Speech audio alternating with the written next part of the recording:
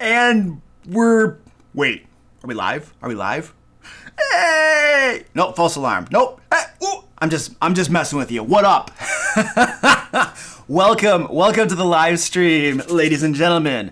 So, question and answer tonight, which means you guys throw me questions, I'll throw you answers, Dungeons and Dragons. It can be about dungeon mastering, which is like my thing. It can be about being a player, which I have some experience with. I have more experience with torturing players probably than being a player, but hey, I'll do what I can. So yeah, that's what we got going on. Basic rules of the Lair tonight are, if you want your question answered, you need to throw a hashtag and then question in all caps. In fact, there was a message down here that gives those rules. It's currently rotating, but eventually that message will come back. Basically, the reason for that is so that we can actually see your question. And I believe I might have a moderator. Do I have a moderator here tonight? Tashio, are you on? I think I saw Tashio on. Do we have a spreadsheet going tonight? I probably should have looked at this before the live stream started. That is life. Yep, looks like I have a spreadsheet. All right, I'm gonna pull that up. That way, this helps us keep track of the questions. So I see your test question. Excellent. Cool. Because the way this works, ladies and gentlemen, if you have not been to one of these Q&A live streams before, there are far more questions than I can possibly answer in the time allotment that we have. And so I do my best. But you're probably, I will do my best. And I have a bunch of people that left me questions on, what do you want to call it? My YouTube community post that I put out as well, that they might not be able to make it. So I'll answer some of those as well, and we'll answer your guys' questions. As always, Super Chats get you at the front of the line. If you just have to have your question answered, throw money at me, and I guess that's the way to get my attention. Otherwise, I'll go through them. Remember, Tashio, if you could somehow, the ones, as you're throwing these in, the ones that you think are like the most interesting or spicy or whatever, if you can give me some sort of highlighting on them so that I know, to fix on these ones. So yeah, there we go. I think I saw Mr. Ketchup. Philip Ketchup was in the house, I think. Faye McKay, hello, welcome to the stream. Christian Tull. Now's the part of the stream where I read through people's names. I know this is the most riveting part of every stream.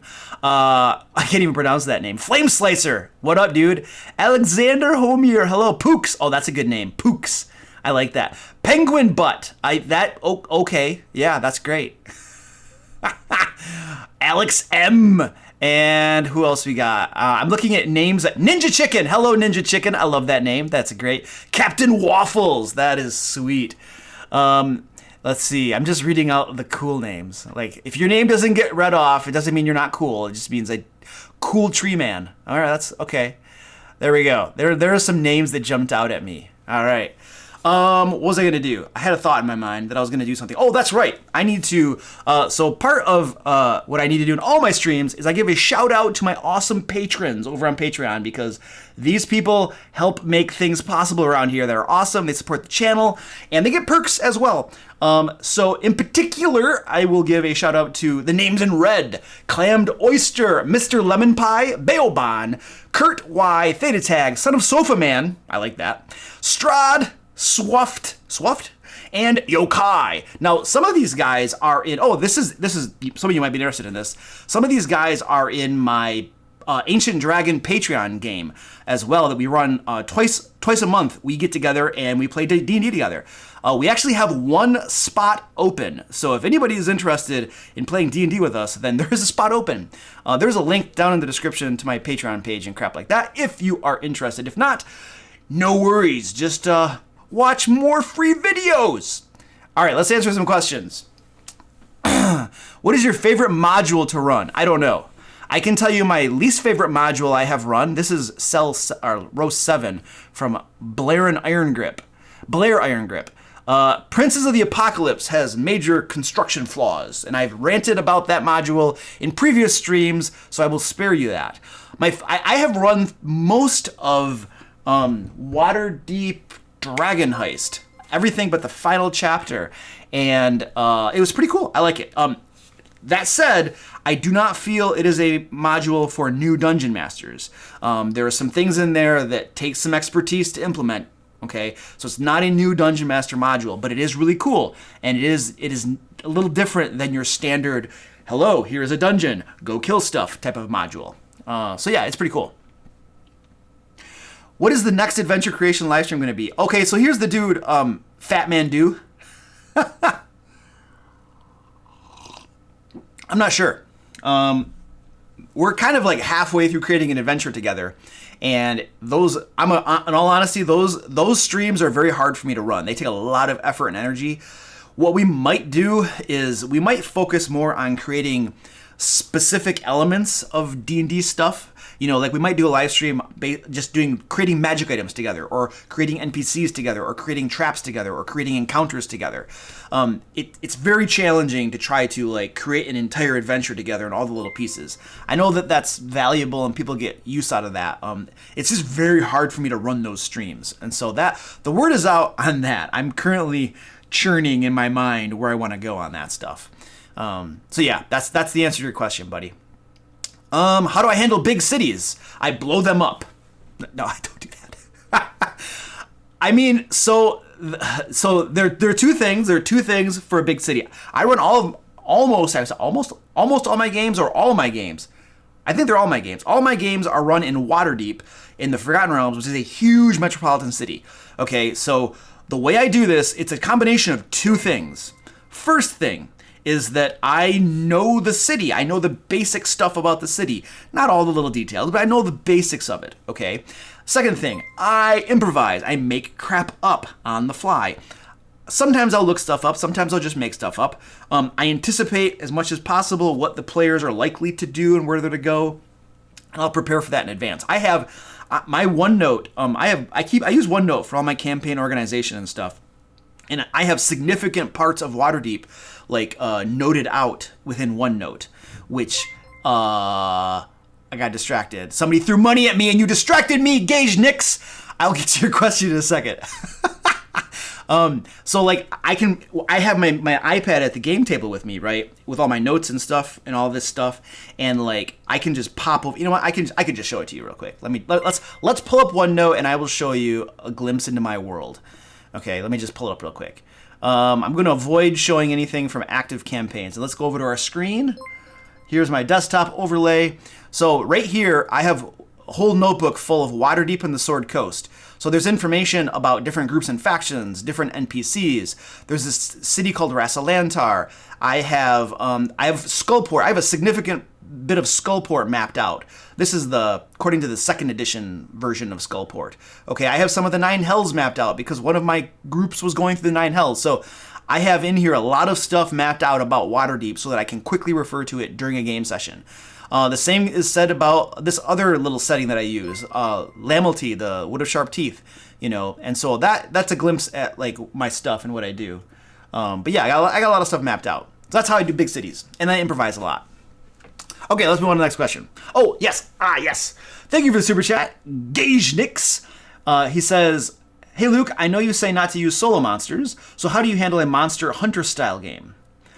Well, the thing about solo monsters is that if you're going to use solo monsters, well, I got 2 answers for you. One, if they're hunting monsters, they don't find them by themselves. They find them in packs, or they find the monster with little companions or something. So that's an easy solution, if it makes sense. The other thing you want to do, if that's not a solution, and you just want there to be one monster for whatever reason, you know, it's just fine, then what I would do is I have 2 videos on my channel called like how to create an awesome boss fight or something like that. They're about creating boss fights. And basically those 2 videos on my channel, basically what they do is they break down, they explain various ways that you can make solo boss fights better. And those same principles would apply to a solo monster. So I would go, okay, so you threw money at me, so I got to give you kind of a, I was just going to be like, oh, just go watch those videos, but that's like a cop-out. Things off the top of my head. First of all, legendary actions, you got to have those. Okay, lair actions, especially if they're monster hunting, lair actions. Legendary resistances, dude. Like you need to give them legendary resistances. Otherwise, your wizard's gonna stroll in and do hold monster, and the game is over. And then they're just gonna get into this pattern, hold monster every, you know. So legendary resistances. Trust me, you won't regret it. And what else? Terrain. Use terrain to your effect. Now, your mind and your creativity and your imagination is the answer here. But think of terrain that you can use that's going to make things more interesting and shift balance over toward the monster's side so that your players have to overcome obstacles and stuff. So there are some quick answers off the top of my head. Hope that was worth your $5. All right. Let's see. William Larson says, as I get into DMing, one question I'm curious about, what is a good tool for determining loot from homebrewed encounters? Do I just go for equivalent CR loot or it more advanced? I mean, yeah, you homebrew an encounter, you still can punch the numbers and see, roughly. I mean, I roll loot based upon the level the characters are. So if I use I think there are 4 or 5 different loot tables in Dungeon Master Guide. And basically, depending upon the level of your character's group, that they're level 5, there is a loot table for level 5 through, I want to say it's about 10, maybe? And I just roll loot on there. And so that's how I do it. I don't do anything fancy. Now, I will say that if you follow those tables in the Dungeon Master Guide, what you're going to find is they give out, in the early game, levels 1 through 5 maybe, the amount of gold they give out is reasonable. But you're going to get to a point where they're giving out tons of gold, and in D&D 5th edition, there's nothing to spend it on. And so that creates its own little problem in and of itself. So feel free to just give out less gold, and it will not cause a problem, more than likely, in the game. Having too much gold, it becomes meaningless. There's no point in it because there's nothing to spend it on, unless you create stuff to spend it on, which is obviously another option you can go down. What up, Subcycle? How you doing, man? Lurk away. Subcycle's one of my mods. He told me that he is on, what is it? You're on News Chopper standby or something. So if there's any news story that requires a helicopter, he's like, I don't know what he does. Do you fly the helicopter? That's freaking sweet. He's like flying the helicopter. Or are you like video guy or something? All right. Ooh, Scott says he's got 3 more if I want to have a free dinner on him. All right, well, let's get to your first one, Scott. Thank you, sir, for the super chat. Appreciate that. He says, I'm going to be running a 20th level one-shot. Nice. Themed around undead. What do you recommend I do to balance it? Any particular undead you like? Okay, first thing I'm going to tell you, I don't know to what extent you've run 20th level stuff before, but I will tell you right now that you cannot build your encounters based around challenge rating out of the book. Like the Dungeon Master Guide's challenge rating system in the book. Just trust me, your players are going to be way more powerful at 20th level than the Dungeon Master Guide math will allow for. You need to make some of your encounters like 2 to 3 times past the deadly threshold for them to probably be of any challenge at all to your players at level 20. And then I suggest you be prepared to improvise on the fly and like adjust the encounter either harder or less hard on the fly mid-combat. At 20th level, things are... It depends, right? If your players have never played 20th level before and they're new to the character abilities and they don't know it that well, they might not be super optimized and super good at it, you know what I mean? And then you might want to, then if you come in too hot, you're going to be like, whoa, I got to scale back my encounter. I got to do some things to scale back my encounter, if your players aren't accustomed to that. But if they come in and they're just like killing it, then you got to be able to ramp it up a little bit. So 20th level play is a different story, man. It requires a lot of improvisation and being able, especially in encounters themselves, to be able to like ramp them up or down mid-combat, right, to give the game experience that you're looking for to your players. You don't have to do it all the time, but like occasionally you're going to have to adjust these things, So let me see. So that's one thing off the top of my head I can tell you right now. Particular undead that I like. I mean, I don't know. At high levels, dude, we could just browse through Mordenkainen and his Tome of Foes. You could either go through like the classical let's fight a lich, right? Because that's what everybody does at level 20 or whatever, or you could try to find something, and Mordenkainen's Tome of Foes is your friend. That's the high level stuff in there. What you might do too, like now a lot of the things in Mordenkainen's Tome of Foes are like demons and devils and other like really high level baddies, okay? Now, what you could do is you could take one of those stat blocks from like a demon or a devil and you could turn it into an undead. Use that stat block and just make it undead. Just say this is an undead creature. You might look at some other undead creatures to get some ideas of differences. Undeads might be immune to say necrotic damage or something. Not all of them are, but if they were, you know what I'm saying. So like I would reskin like some of the high level bad guys. Let's pretend that you don't find a whole lot of high level undead in like Mordenkainen's Tome of Foes and stuff that are satisfactory. Reskin some stuff. Make them into a Baylor. Have some Baylor with their wings rotting off. They're like all not zombies, but like clearly undead. You know, undead Baylor is probably not really cool. So you can just reskin a bunch of stuff. You know what I mean? So those are some thoughts for you. Other than that, browse through the books and find undead that you think are cool. I don't run tons of games centered around undead, to be honest with you. So like most of the undead I'm familiar with are at lower levels. So I hope that's helpful for you. All right, William, we're just churning. Oh, I got super chats coming in, so I got to get to the super chats. William Larson says, "Thank you for the answer. Your videos inspired me to DM." That is awesome, dude. Like part of the reason that I work my butt off making all these videos and stuff is to help dungeon masters and give them information and stuff, because like hardcore, like dungeon mastering is a lot of work. It's not necessarily hard. It doesn't have to be hard, but it is a lot of work. And I don't feel like there's enough. Like if you pick up, where's this stupid thing? If you pick up this book with the illusions that reading it is going to prepare you to be a dungeon master, I think you'd probably be mistaken, you know? And so that's part of what I'm doing, is try to help dungeon masters. So when you say that it inspired you to DM, that's awesome. So thank you, sir. I appreciate that. Trustin Keller. Thank you, Trustin, for the $5. Says, how would you DM for a Kenku Warlock that wants to play into the lore of creativity, being stripped or striped, and their patron is the drive behind their actions? I'm not sure what that means.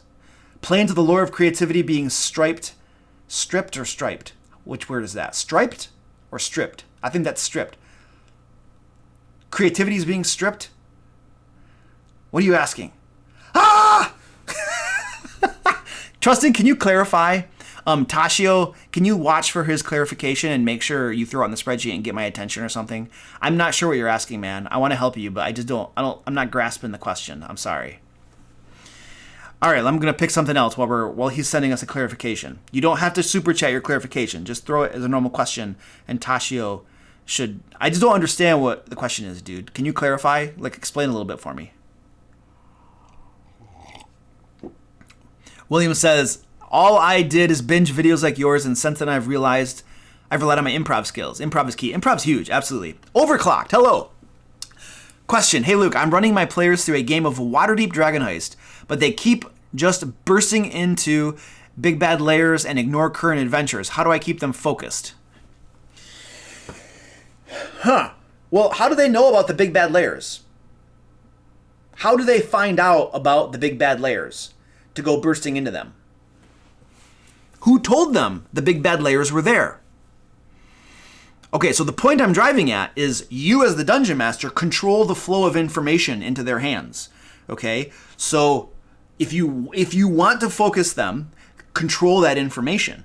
Okay, when you deliver a plot, if your plot hooks look like this, well, there's this guy here, this guy here, this guy here, this guy here, this guy here, this guy here, and this guy here.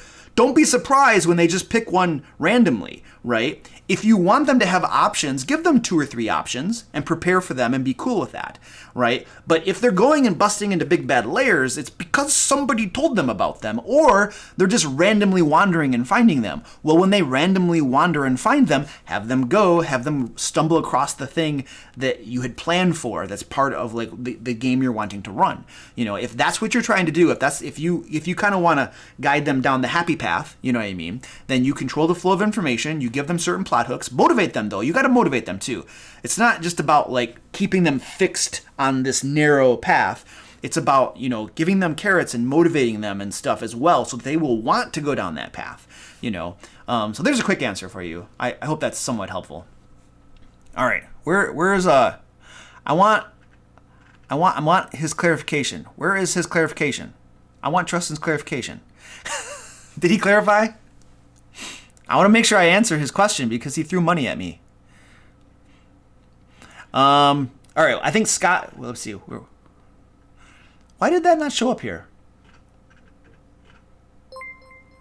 Huh.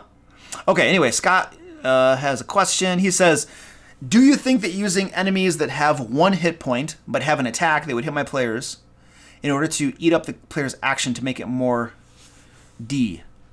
More D? I think that got stripped off. I use minions frequently, Scott. I use minions with 1 hit point in my boss battles. I got distracted again. Tashio, you just threw a bunch of pink on the spreadsheet and distracted me. That's cool, dude. That's what I asked you to do. I'm just coming clean. I use minions all the time, and the reason I use minions is to eat up my players' actions. That is their purpose. The purpose of deploying a minion with 1 hit point in a boss battle is so that action economy shifts back on the side of the boss. That's their entire purpose. So the players will take some of their time dealing with those minions and not just surrounding and pounding the boss. That is 100% their purpose. Besides, I mean, that's not 100% their purpose. They also create more dynamic battles. They make battles more interesting. They give the players options. Instead of just attacking the boss, they have to decide, do we go after these little minions that are over here? Oh, there's a caster over here. Do we take care of him? What should we do? Stand by. Stand by. Stand by. It's cat cam time. They're killing each other. All right, we're all in for a show here. Stand by. Stand by.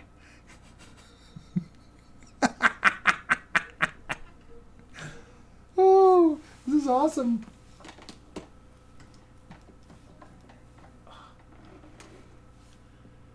They're like faced off now. If you've never been in one of my live streams before, you have never witnessed the cat cam. And this is one of the reasons why we have the cat cam, because sometimes my cats want to kill each other, and we can catch it on the live stream. I think they have subsided. I think their fighting has subsided. Although they're still staring at each other. I don't know. I see the tail swishing. Oh, he's rolling. I think he's done fighting. He's rolling now. Okay, show's over. Show is over, ladies and gentlemen. That was awesome. So yeah, minions are great, dude. I would definitely use minions. Make things more dynamic, give your players options, make the game, the battle more tactical. I mean, there are lots of benefits to minions, for sure. All right. Okay, so Trustin says, Kenku have the lore that their creativity was taken away when they were cursed. Okay, gotcha. He wants to play as if his patron is the force behind his actions and choices. Okay, so I think there's 2 ways you can do this. So you can tell your player, there are 2 ways you could probably do this, and then I'll tell you the way I would probably want to do it. You can either say, you as the player can decide what your patron's motivations and stuff are, what your patron wants you to do, what his commands and his desires for you are, and then you can role play those out, right? That's one way to do it. The second way to do it, and this is probably the way I would do it, is I would say, okay, great, you have a patron. I am role playing your patron, okay? And these are the things that I want you to do as your patron. And I have certain requirements for you. If you want to keep on receiving powers from me, well, then I require certain things. If I'm a horrible patron, I might require you to sacrifice, innocence to me or something. If I'm a more neutral aligned patron, I might want something else. My cats are about ready to kill each other again.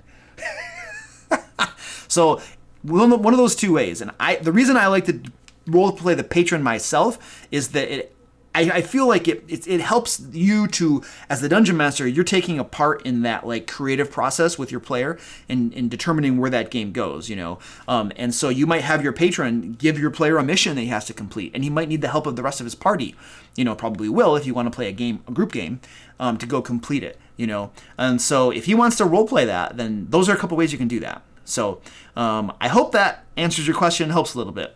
I think that's what you were asking. All right, more questions. Let's see. Rock and roll. Santiago Sicaria says, as a dungeon master, how can we make travel interesting? So tactical coffee. Travel interesting. So there are 2 things you can do to make travel interesting. First of all, I think recognize that travel is like kind of stands between the way of like where your players begin, and then where the adventure happens, where the game begins, where the fun begins, so to speak. So making travel interesting is a question of acknowledging that your players really just want to get to the adventure. You want travel to be interesting but not tedious, okay? So if the travel takes way too long at the game table, like an hour or 2 hours just to travel from point A to point B, and the real fun happens over here, and the travel is just kind of like something that happens in between there, then throw maybe a random encounter in there, maybe have something happen, and the encounter doesn't have to always be a combat, have something interesting happen in there, one thing, and then they arrive at their destination, if that's where the adventure truly begins. Now, you could take a totally different approach to this, and you can make travel be a major focus of your campaign. You could do that, right? And then the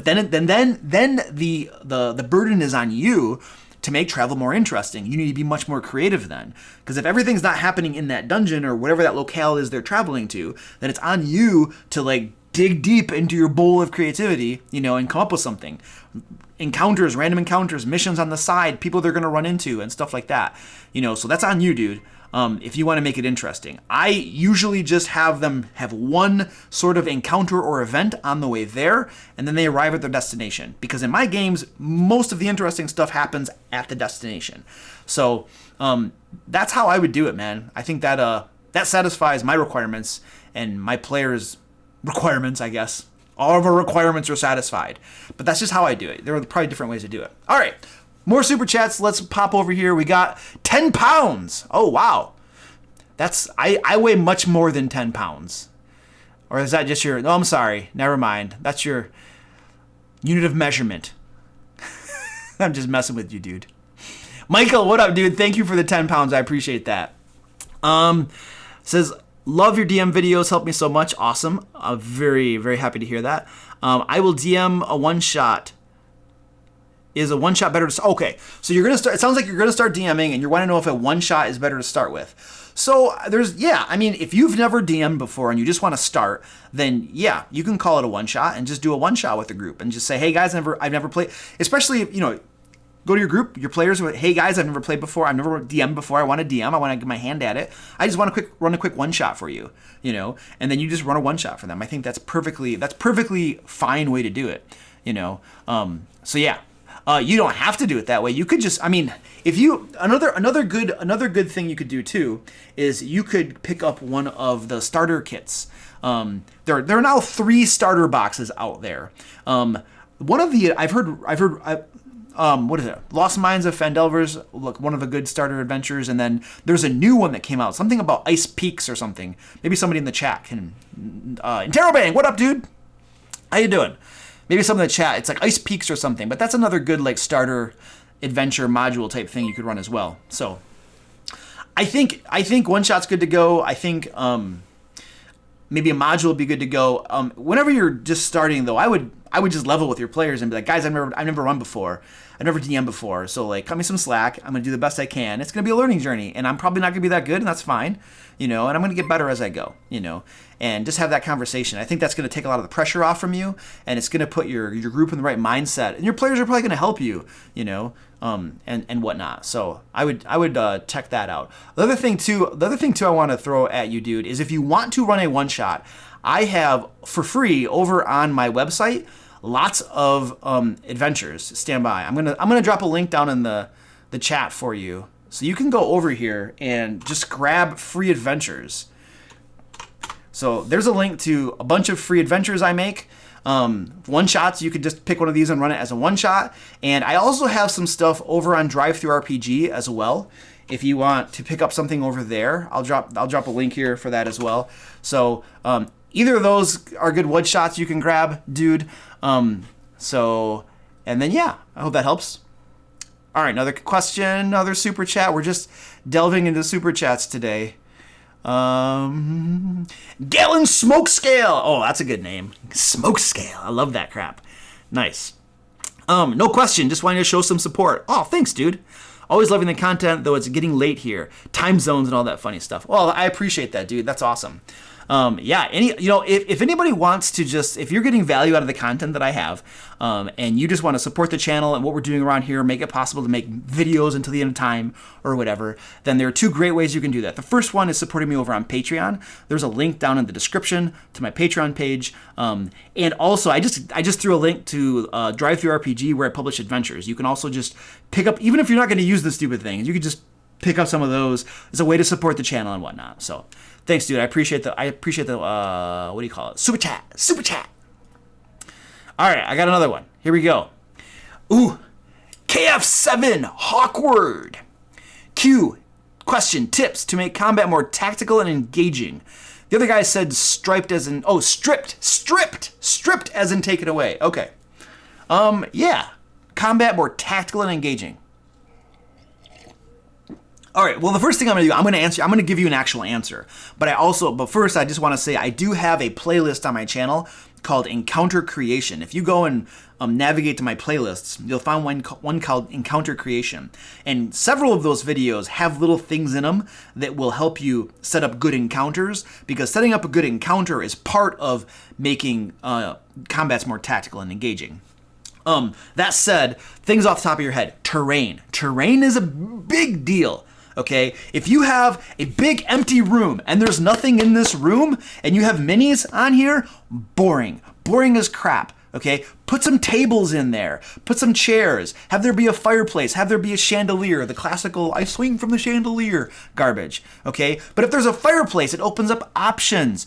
Your players can push the enemy into the fireplace. If you're fighting on a mountainside, have there be a cliff there. They can push people off the cliff. Okay, if you're fighting on a volcano, have there be a river of lava running down the side of it so they can push them into. There's a lot of pushing going on around here, right? Terrain is huge. Terrain is going to help you make things more interesting. The next thing you do, solo bad guys deploying one monster at a time is usually going to be kind of boring. It usually results in a surround and pound and a very quick combat. So instead of going that route, deploy monsters in groups. Have at least 3 monsters or 5, okay? And then have different types of monsters. Big, huge thing.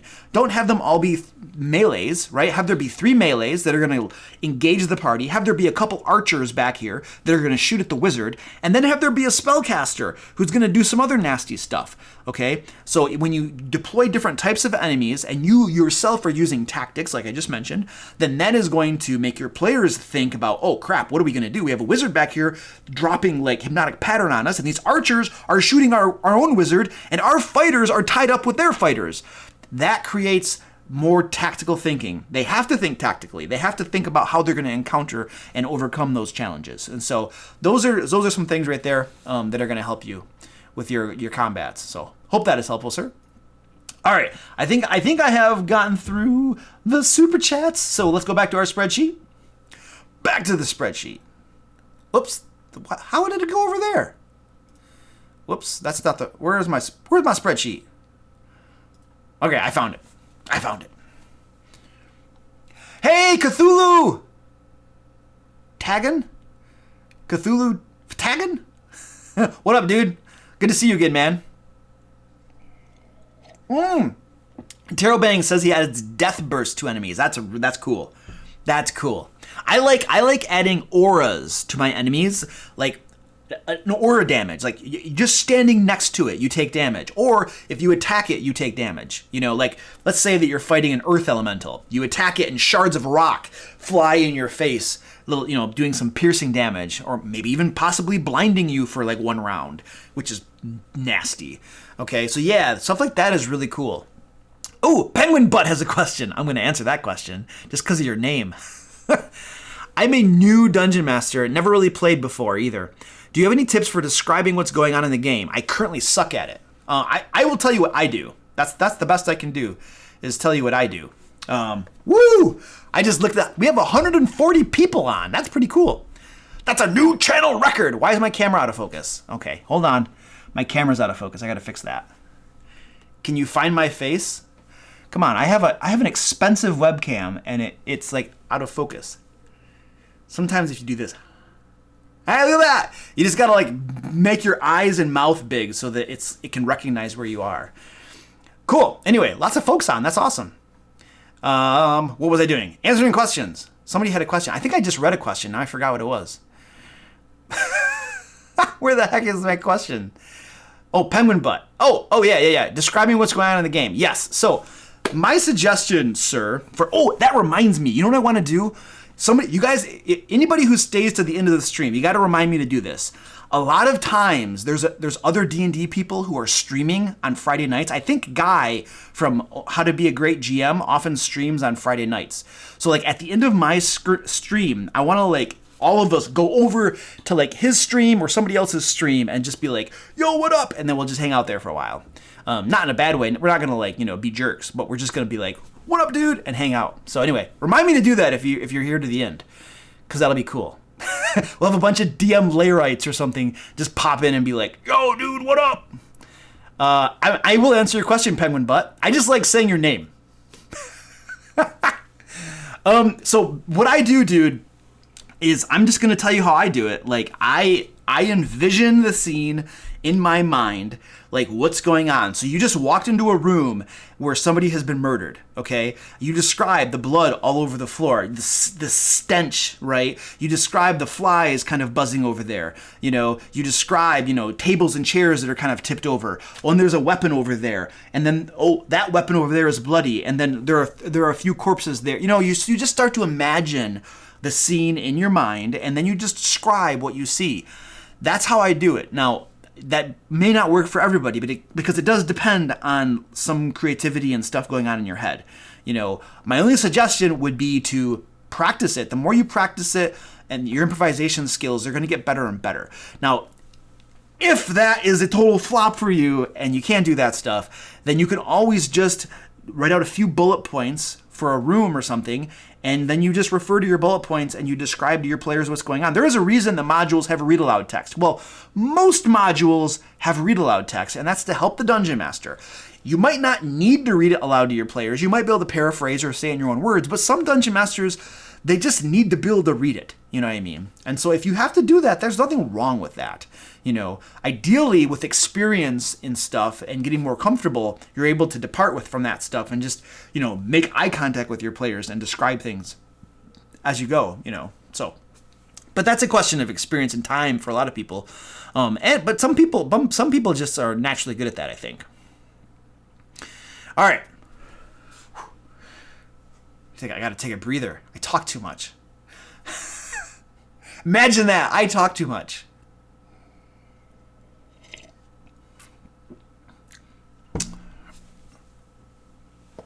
Oh.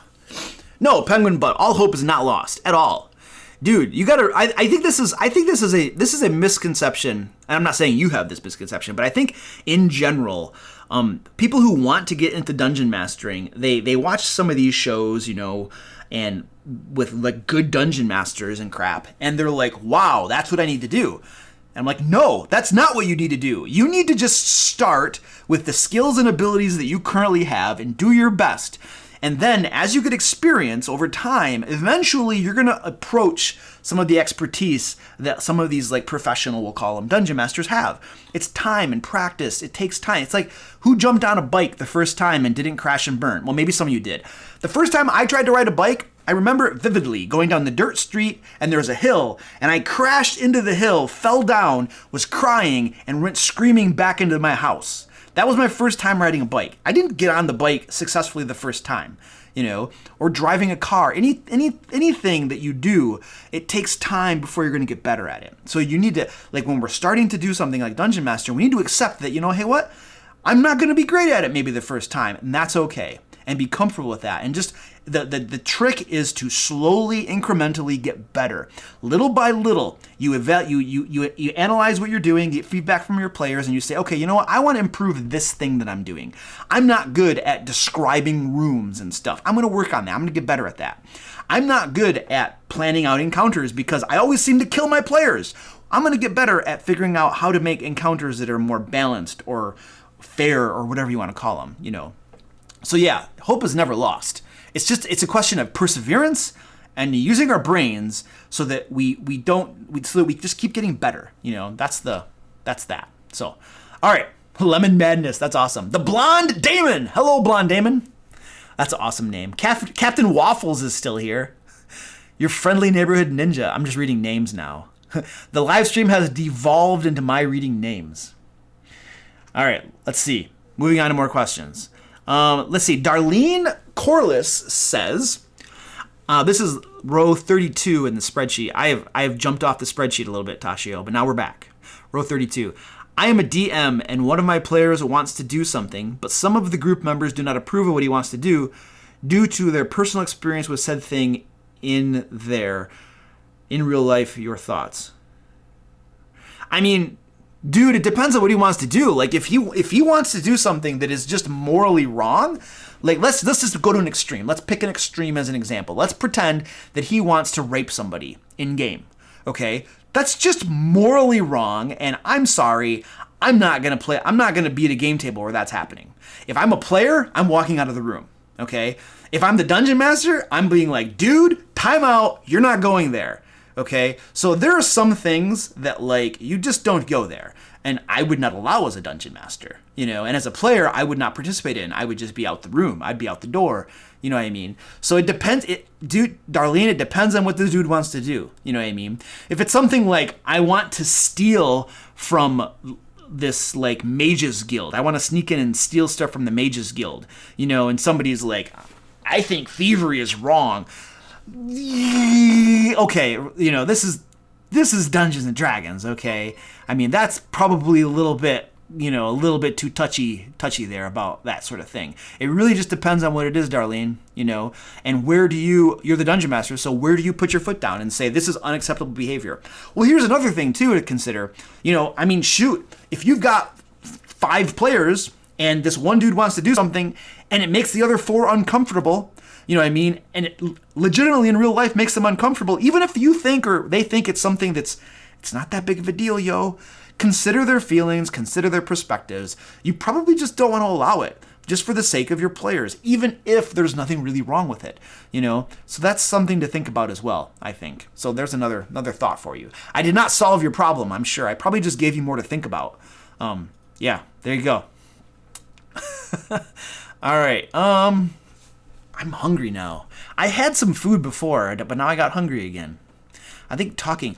Argentina, ¿qué onda? ¿Cómo te va, hombre? Facusala, ¿qué onda? I'm just gonna drop. Facu y yo vamos a hablar en español. Oye, hombre, ¿cuál es tu pregunta? Pregúntame. Pregúntame vos.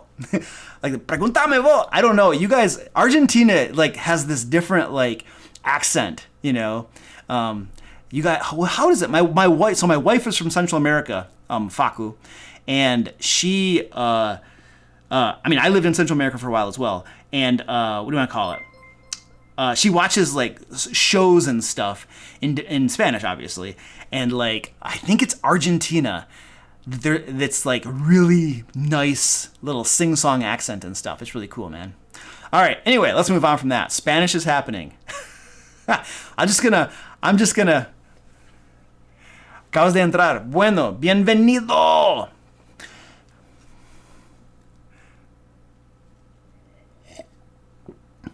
Alberto Canales. ¿Qué onda, hombre? ¿De qué país? Honduras. Yo estaba allí durante 4 años. Yo era maestro ahí. De inglés. Diamentores. Yeah, all right. Most of the chat is like, okay, this didn't what? Where's the Google Translate? Where's the subtitles for this stuff? All right, I got a super chat. Beard Bear. What up, Beard Bear? Thank you, sir, for the $10. Appreciate it. Beard Bear says, how would we help a new dungeon master who has made about every mistake possible, from not able to schedule a game to doing zero prep and not know the rules or mechanics? Okay, well, here's my first question for you, Beard Bear. First, very, very important question. Does your dungeon master want help? Okay? Does your dungeon master, the first step of Alcoholics Anonymous is to admit that you have a problem. If you don't admit that you have a problem, you will never be able to recover from said problem. Okay, so let's just pretend, I don't know your dungeon master, and I'm only getting one side of the story here, but let's pretend that your dungeon master is a complete train wreck, okay? And the players collectively have some inklings about what would help that dungeon master, okay? And let's pretend that you guys all know your business, and you definitively have ways that would for sure help that dungeon master be better. If your dungeon master doesn't know that he needs help, okay, and doesn't want help, then, and he's just like, I got this, leave me alone, I know what I'm doing, then nothing you do is probably going to be able to help that situation, besides probably piss him off a little bit, okay? But assuming that your dungeon master is like, guys, I'm a train wreck, please help me, right? Then what I would do is I would approach him. You could do it maybe just you and him and be like, yo, dude, okay, so you're a new dungeon master. You know, you've told us that you want to get better at this, okay? I mean, I would the rest of us players would love to help you, you know what I mean? And just have a conversation in the spirit of helping him, in the spirit of like collaboration, you know, and building him up, as opposed to like criticizing and tearing him down, right? Talk with him and be like, dude, you know, we want to help you, you know? We have some thoughts about things that you could do, you know what I mean, and whatnot. And then if he needs to be receptive to that. He needs to acknowledge his thing, that he's a train wreck, and want to improve, you know. And then if he does, then he has that spirit of humility, that spirit of being willing to accept input, you know, and then he's much more likely to act on those things and actually do something, you know. But you need that to be true, right? That attitude on his part, or nothing you can do is probably going to help. You know, so the first step is to try to, hopefully he has that attitude. And if he doesn't have it, I don't think I have an answer to how to get him there, you know, but it's a conversation for sure. It's always a conversation, you know, but approach it in the spirit of, you know, hey, we like you as a person, you know, and we want this to work, and we're willing to, like, you know, try to help you and give you ideas for ways that you could improve. Oh, and then you could like share my YouTube channel with him. There's a shameless plug for you. Be like, you need to go watch this guy's YouTube channel. He's got some ideas. And there's lots of other YouTube channels, obviously, as well. The junk I make may not be to his taste, but there's lots of other fine dungeon masters making videos out there as well. So I hope, Beard Bear, that helps you a little bit. All right, moving on. More questions. All right, Scott. See you later, buddy. Thanks for throwing money my way. Oh, he watches my channel. Okay, cool. Well then, what's the minute marker right now? How far are we into the live stream? We are at like about 50 minutes in. So just send him a link to about 50 minutes or 45 minutes into the live stream and be like, hey, you know, coincidentally, go check this video out. You know. All right. Yeah, it's getting late. Tots Taylor, see you later, buddy. Thanks for hanging out with us, man. It's getting late over in the UK. Yeah, no problem, Beard Bear. I'm happy to talk my mouth off. Sometimes what comes out of it's actually good. Captain Waffles is still here. Deadpool. Oh, hey, what's up, Deadpool? Good to see you, man. F. Huber's in the house. Hello. Jolly Cotton. Do I have any tips for getting a consent for a character? Like, so by that question, Jolly Cotton, it sounds like you're the player and you're trying to get consent for a character. So the first tip is to ask, okay, your dungeon master. And if your dungeon master says yes, then you're done. You got consent. If your dungeon master says no, then the next step is to ask what his concerns are, okay? He's probably going to have certain things that he has a problem with for whatever reason, right? Legitimate. You know, players have proposed characters to me that I'm like, whoa. No. So that happens very rarely, but there have been some things. But usually it's like a couple things that I have a concern with, and then we have a conversation, and then we try to, you know, come to an agreement on those things. And so those are the steps, I think, for you.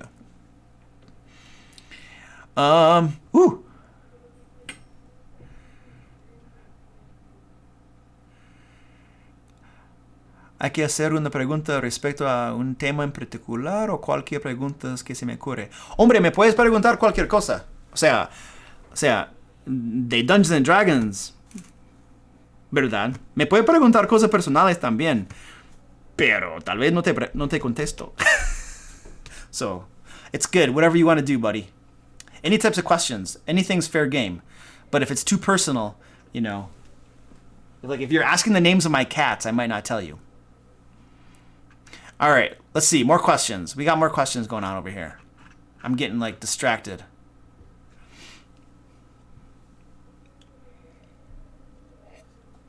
This guy 85 says, how can I help my friend understand or learn how to make proper encounters?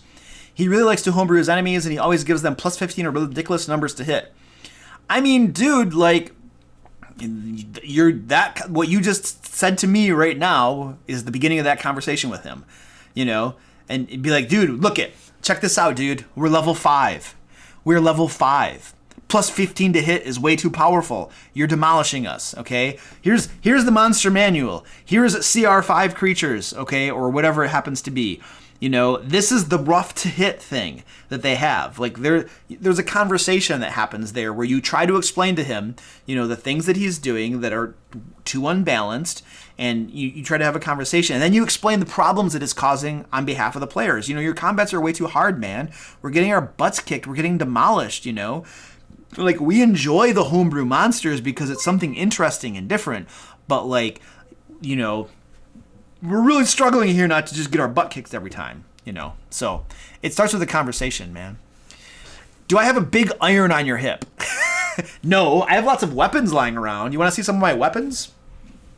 So right here, I have my katana lying right here, okay? So there's one weapon for you.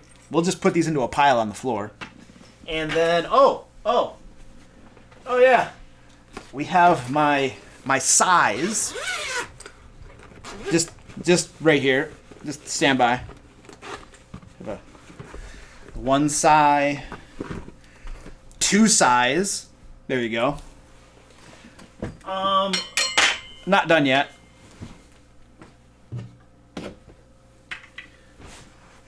I have my barbarian axe. Okay, it's a pretty big iron. Okay. And not done yet. And over here, we have the rogue's dagger, right? So, I do not have a big iron on my hip, but I have a variety of weapons lying around my basement. Up in my room next to my bed where I sleep is my machete. Sharpened machete. I just hope nobody ever breaks into my house with a gun, because I'm probably not going to be able to do anything.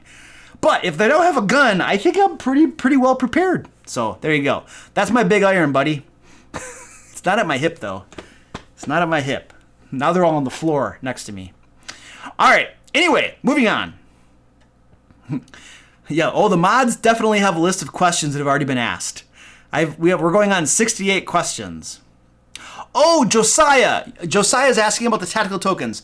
I am sorry, Josiah. I have been... So this last week was my, my video filming week. Like, I spent the week before writing all my scripts, and this last week, just passed, I've been filming all my videos for December. Okay? And so I've just been focusing a lot on that. But I have your address, I have your tactical tokens, and I swear to you I will be sending them out to you. So I apologize for the wait. What he's talking about is a lot of times in my live streams I give away let me find this for you. Where's that thing? Where is that? Where is it? Miniature view, tactical tokens, standby. Where did that go? Giveaway screen. These guys right here. So in a lot of my live streams, I give away these tactical tokens from over at tacticaltokens.com. These things are really sweet, by the way, if you want to go check these out. You can use the code TheDMLair to get, I think, 10% off as well. But anyway, he won some of these, and I have to ship them to him. And I have not gotten around to that, so I do apologize, man. You will get them, I swear. If you don't, then you know where to find me on YouTube. All right. Bryce Lynch says, do you think it's a bad idea to DM a session as a noob? It's a group of all noobs, and we all want to start playing. No, not a bad idea. Do it. 100% do it. Do it. Do it. What is it? There's a... Oh, that's from a movie. Where's that one guy? I forget the name of that movie. Is it the bowling move? No, it's the dodgeball. Is it dodgeball? Where you got that one actor, I forget his name, the funny guy, you know, where he's like, do it, do it, do it. You know, there's a movie. I forget the name of that. But anyway, yeah, do it, dude. absolutely tell your friends, be like, you guys, we're all new at this. I have never dungeon mastered before, all right? But dang it, we're going to play this game because we all want to play it. And then you do it, dude. So yeah, rock on. All right, let's see. What do we got? More questions. Does somebody know what movie that's from? Ben Stiller, that's the name of it. Ben Stiller, Starsky & Hutch. Yes, thank you guys. That's the one. That's a pretty cool movie, actually, too. I like that one. It's not the dodgeball one. Yeah. Iggy D says, if we get tattoo tokens in live streams, how do we get them? You get them by mail. I mail them to you, dude. That's how it happens. I could shoot them over to you in a rocket, but... Well, I hear cats killing each other, but they're way on the other side of the room, so I can't actually point the camera at them. But, yeah, I just mail them to you, man. All right, let's see. Ooh, Kiefer. What up, Kiefer? Thank you for the $2. YouTube free super chat. How is it going? Oh, it's going great. How do you get free super chats? How does that work? Like, everybody can just do a $2 free super chat? How does that work, man? Could you explain that? Because then we could just tell everybody to use it. Oh, I think if you have premium, if you have YouTube Red or your premium or something, you're allowed to do, yeah, super chat or something like that. Interesting. I need to do that more because I pay for premium. I should be going around giving people super chats. All right, let's do. Overclocked 2020 says, Luke, 2 questions. One main problem of the game is players metagame like crazy. I try to encourage them not to metagame, but they always say it's in my backstory. What should I do? So it sounds like you're already talking to them and already trying to, like, you know, mitigate it and stuff, and they just don't care. They're just like, it's in my backstory, you know. Like, do they literally? Thank you, G-Man 15. Appreciate that. Do they literally have it in their backstory, or are they just making that crap up? You know, if they're just making that crap up, I mean, what do you do at that point? You know, that's just rough because, like, you've talked to your players, you've told them not to do it, you know, and they continue doing it. You know, I mean, at some point, like, I think you have to ask yourself, like, so I'm trying to think about what I would do if I had players who were continually doing the same bad behavior and wouldn't stop doing it. You know, I would, let's say it's all of them, you know. If I had players that were constantly doing something that was bad behavior, okay, I'd have to make a decision. I'd have to say, how bad is it? Is it so bad that I don't want to play the game anymore? Or am I willing to put up with it? You know, you have to make, which one is it? If you're willing to put up with it, and you talk to them and they won't change, but you're going to put up with it, then you just put up with it and you run the game. I mean, if you have a conversation, what else are you going to do? Give them psychic damage when they metagame? Punish them in character? You know what I mean? Homebrew, house rule, all of your game and all of your monsters and change everything so that they can't metagame? That's a lot of work, and Dungeon Masters already do a lot of work. I call bullcrap on that. You know, I'm not going to go do more work because my players are cheating. I'm sorry. I'm going to do one of two things. One, I'm going to put up with it, okay? 2, and probably more likely, according to my temperament, is I'm going to stop DMing for them. I'm going to be like, you all metagaming, we've talked about this, you all don't want to stop, I'm tired of this, I'm out. You guys play D&D on your own, and then I'm going to find a new group. There are lots of people. Here's the thing, dude. Dungeon Masters. There are lots of people who want to play Dungeons and Dragons, okay? And there are few DMs who actually run the games.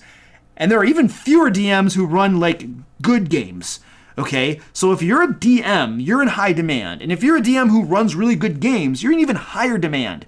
You can always find more players. And so if this is a game breaker for you, dude, there's nothing wrong with walking away after you've already had the conversations and after it's clear that your players don't give a flying crap and they're just going to keep on doing what they're doing.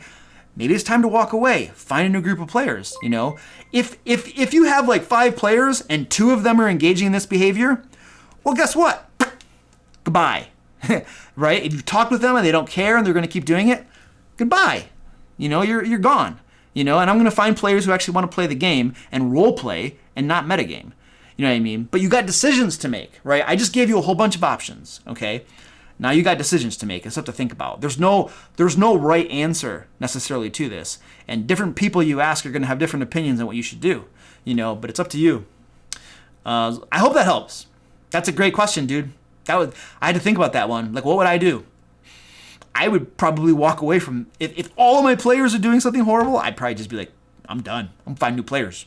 If it's one player, two players, then, I can always find new players. And I hate saying that because, like, especially my players, like, we're all friends and stuff, and so I recently lost a player from a game and, like, been with me for a while, and that you feel that. It's not a cold, callous thing, like, it means something, so it's hard. And I get that. All right.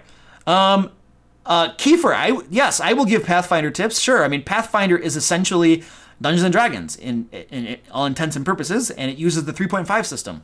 So, and I played that before. So, yeah, throw them at me. If I don't know the answer, I will just, I'll make up something. I'll lie to you, and you'll have to roll an insight check to see if I'm telling the truth or not. How's that for you? All right. Michael Melbourne, more super chats. Thank you, sir. Appreciate that. You were just like, I'm gonna be able to take my wife out to eat now. I will take my wife out to eat and be like, this is courtesy of Michael Melbourne. All right. Are you in Britain or something, dude? I notice you're sending me pounds. I'm just curious. I'm not trying to pry into your personal business. I'm just curious. All right, rock and roll. I'm really hungry. I need to, like, go eat a baleada. That's what my wife made for dinner tonight.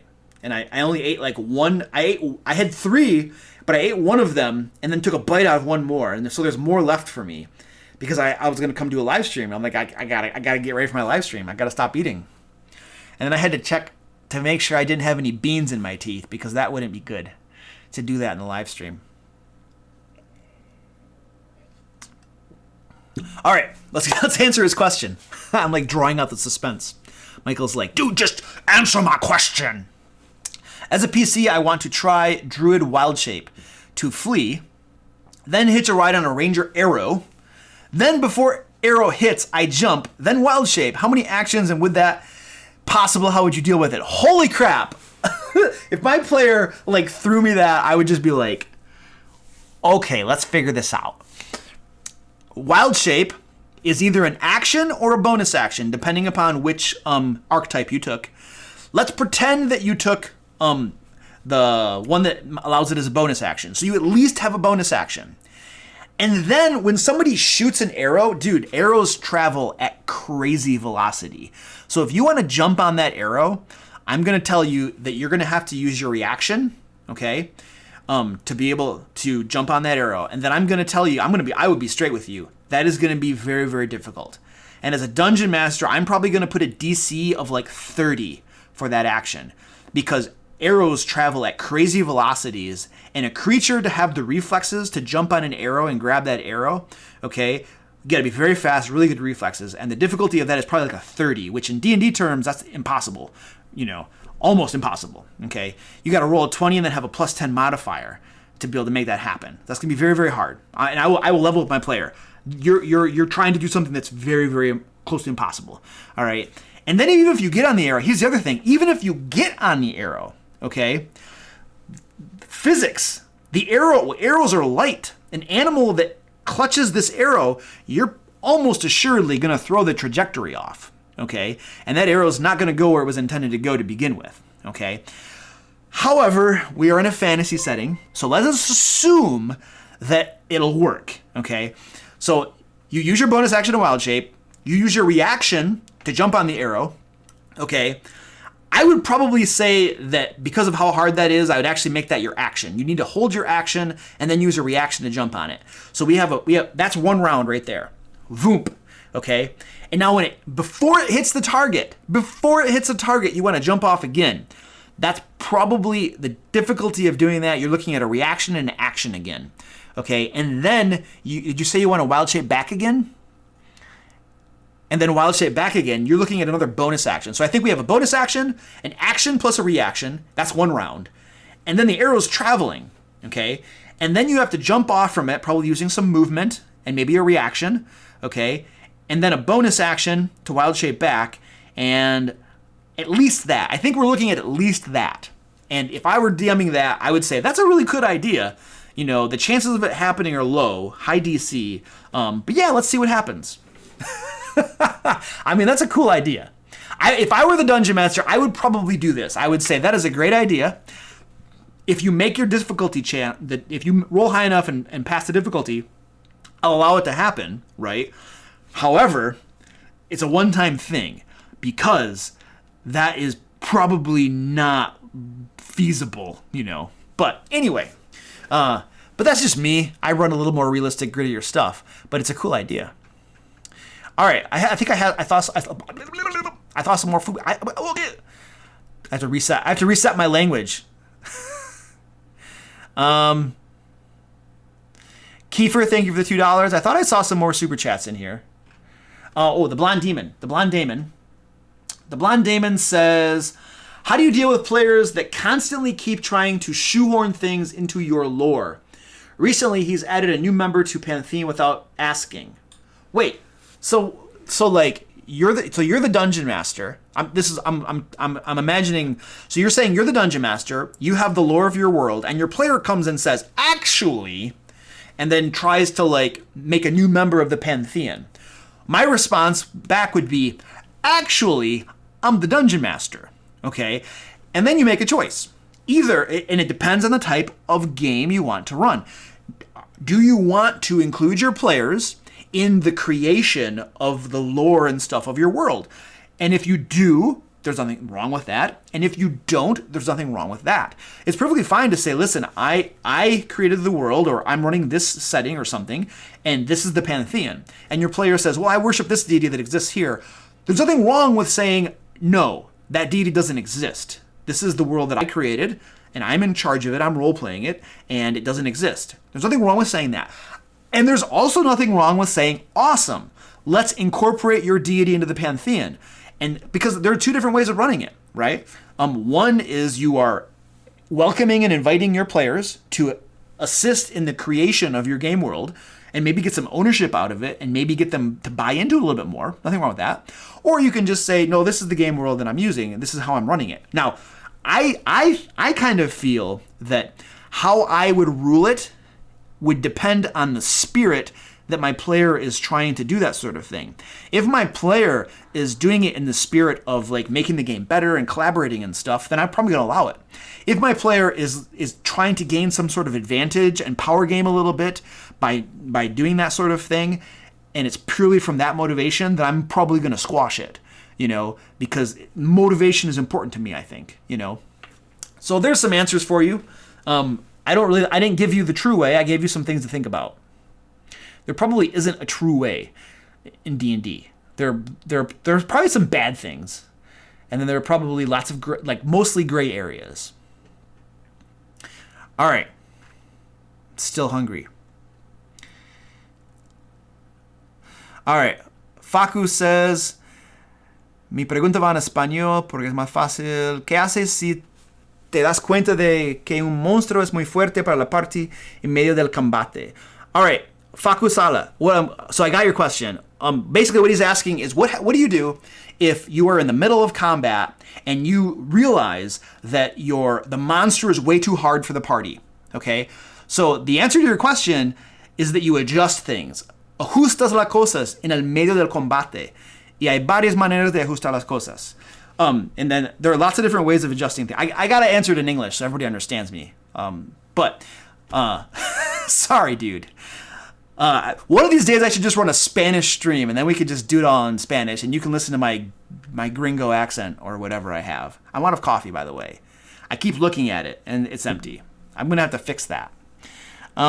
So you adjust combat on the fly. I'm going to give you a couple ways you can do that. The first thing, if the monster is too strong, you can lower his hit points so that he dies faster. Okay. You can have the monster use suboptimal tactics. Okay, for instance, instead of focusing all of the monster's attacks on one of the characters, have him spread his attacks across 3 or 4 characters. And then they're not going to get damaged quite as quickly, and they're going to stay up and be able to fight longer, okay? You can have the monster decide that he runs away at a certain point, okay? Most creatures in the game world don't want to die, okay? So, like, if I get stabbed and I'm down to half hit points, I might decide to run away because I just got stabbed. I don't have to be at like 1 hit point before I'm out of here. You know what I mean? So there's a couple different things you can do. I have a video planned that's coming up on my channel that specifically is about adjusting things on the fly during a combat. It's not published yet. It will be. I think it's coming out in December. So stay tuned for that, because I literally walk through, I think, about 10 different ways to adjust combat on the fly when things are either going too easy or things are going too hard. So that video is coming out very, very soon. December-ish. December. Definitely December. All right. Chaotic Stupid. Kiefer just keeps sending me $2. Where's this all coming from, man? He's like, I'm just gonna send you money all night, dude. As long as you keep talking, I'm just gonna keep sending you money. All right, man. Deal. I can talk a long time. I have a big mouth. All right, more questions. The Dungeon Coach. Hey, Dungeon Coach. Hello. What up, dude? Welcome to the stream. Are you still here, Dungeon Coach? He says, what do you normally do for XP? Give it out or milestone? So I originally would do XP. These days, I use milestone. There are lots of reasons for milestone. And there are lots of reasons for XP. There are advantages and disadvantages to both systems. I have found that milestone, from the games that I run and for my players, has more advantages than XP does. And so I use milestone. Milestone is easier for me as the dungeon master, okay? And it encourages, it puts less emphasis on just killing crap and more emphasis on completing, arcs of the campaign, and you can make an argument that, well, you could just give XP out for things that aren't just killing stuff. Yes, agreed, you could, okay? Again, hence, my point about more work for the dungeon master. I'm all about, as much as possible, where it makes sense, making decisions that decrease the amount of work for a dungeon master, because dungeon masters already do a crap load of work to run their games, and calculating experience points and all that crap, I can do without it. That said, I think players a lot of times like having XP and getting XP. There's something about seeing that number get closer and closer to leveling that I think players like. You know what I mean? So, but that's one of the advantages of using XP. I use milestone. There are lots of good reasons to use XP. I don't think there's a right answer. I think it's just a matter of advantages, disadvantages, and then making a decision. So there you go. All right, rock and roll. Oh, Dungeon Coach. By the way, Dungeon Coach, I saw your video. I saw your latest video.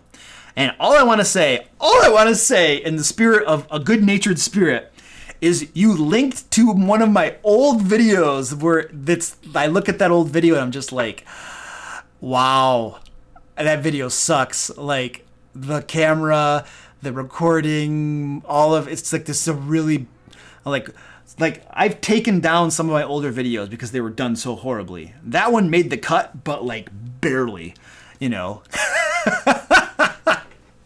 So anyway, let's see what else we got going on. And Dungeon Coach has a YouTube channel, by the way, guys. If you want to check his crap out, he does videos.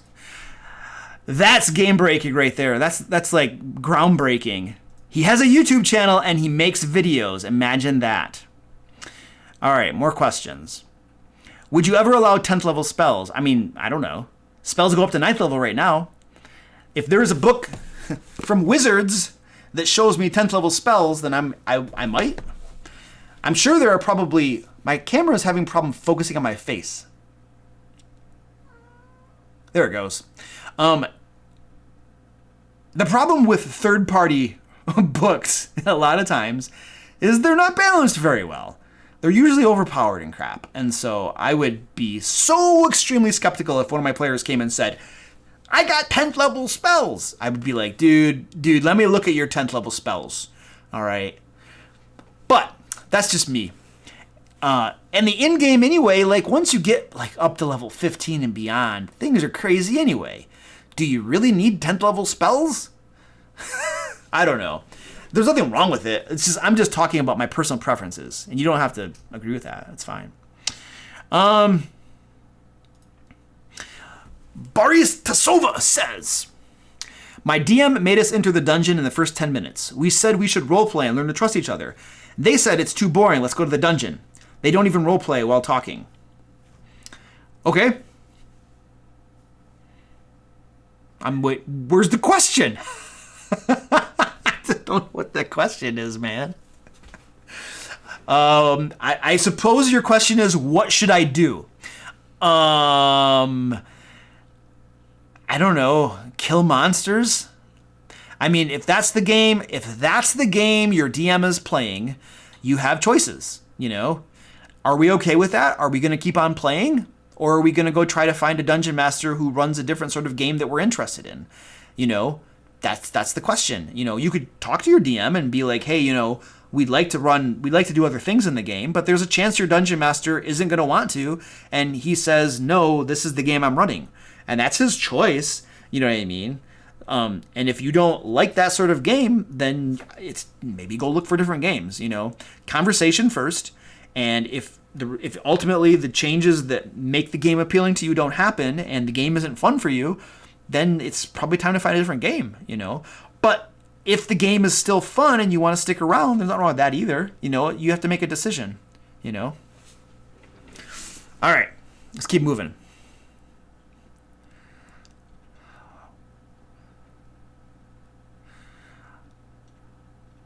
Like, what is Tashio? I'm looking at your answer where you say it takes too much time. There are channels on the Discord where people discuss homebrew builds.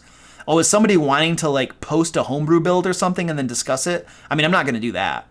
But yeah, you guys, check this out, you guys. I have a Discord server, server. Any of y'all who want to join my Discord, there is a link down in the description. Tashio, if you want to throw a link to my Discord for people if they want to join us over there. But there's tons of people over on my Discord, and there is an entire channel devoted to homebrew, and you can post your homebrew there and get people to chime in on it and look at things. Yeah, but I won't be able to do that here. That Tashio is right. That takes too much time. I would look at that and be like,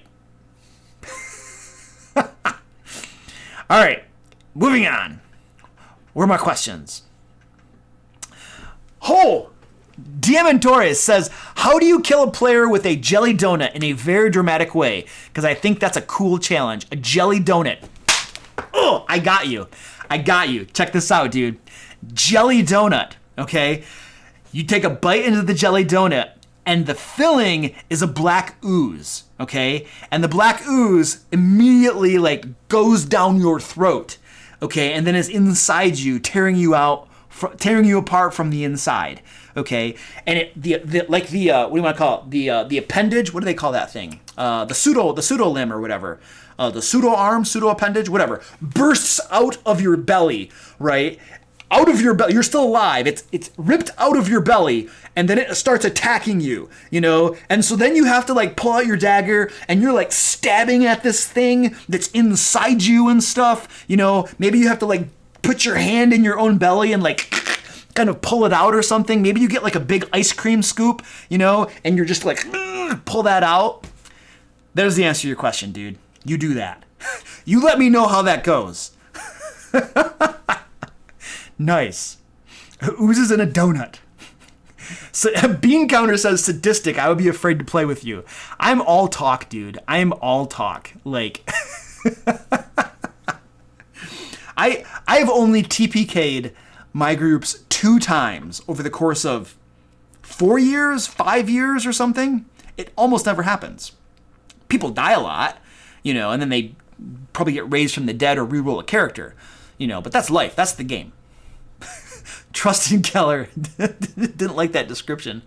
You guys, if that sort of description is common in my games. Like, ask like one of my players, Maggie, well, that's her character's name. One of my players, Maggie, like, I will routinely be describing things, and she's just got this face on her of like, Luke, that's just disgusting, you know? I have an overactive imagination. I can see it all. Ooh, the jelly donut explodes. Lexus Delano says, what do you enjoy most as a DM? As a dungeon master, I have fun creating the adventures, like actually designing the adventures that my players are going to play through. That gets me excited. I enjoy doing that.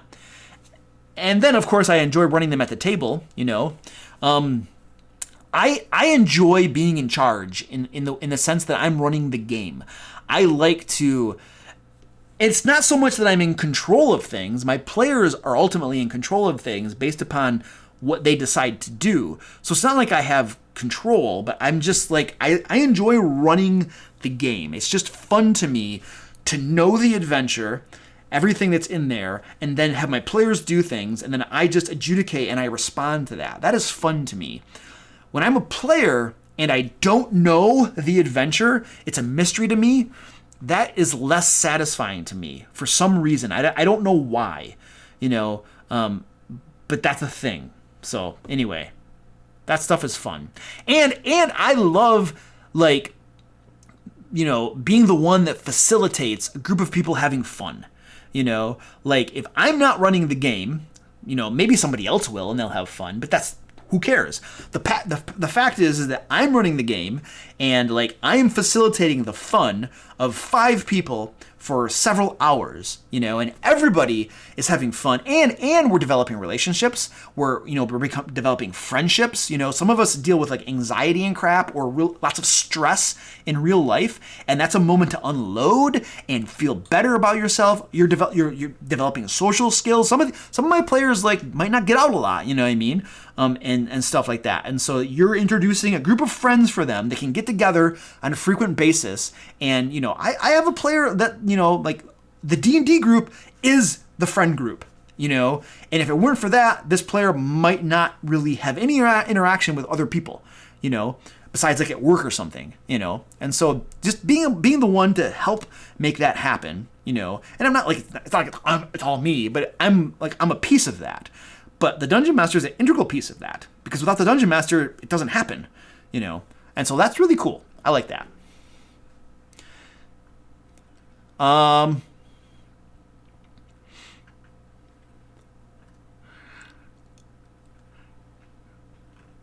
like just looking through the chat here. Looking through the chat.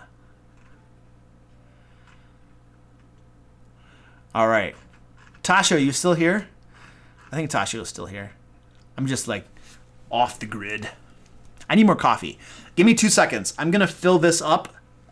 My coffee pots are right there, and then I'll be back. I promise. I almost tripped over my axes and crap down here.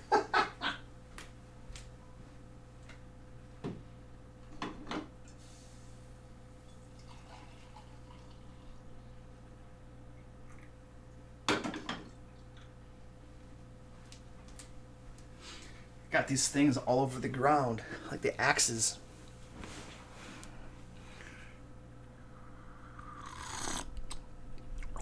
Whew, that's warm.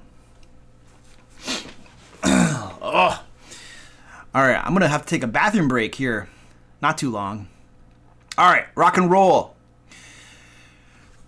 Keep these questions coming. Iafia says, are there any types of campaigns that you would recommend not to do? The types of campaigns that I would recommend not to do are the types of campaigns that you as the Dungeon Master would not enjoy, and your players might not enjoy.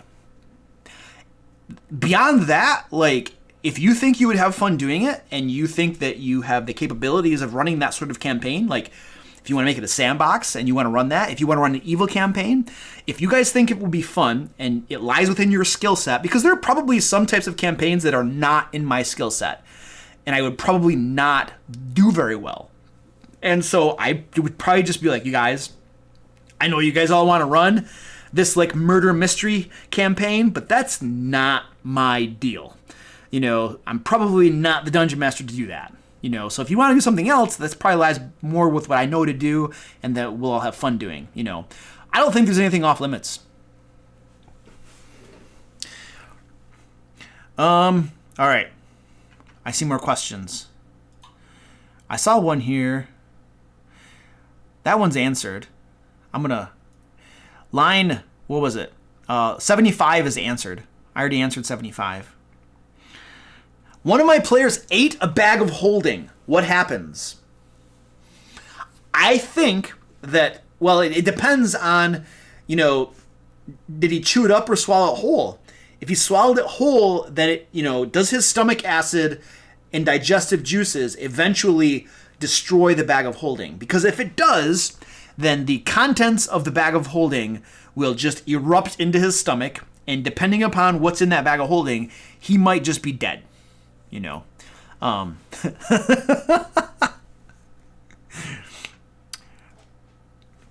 right. Cthulhu says, tips on handling multi-attacks.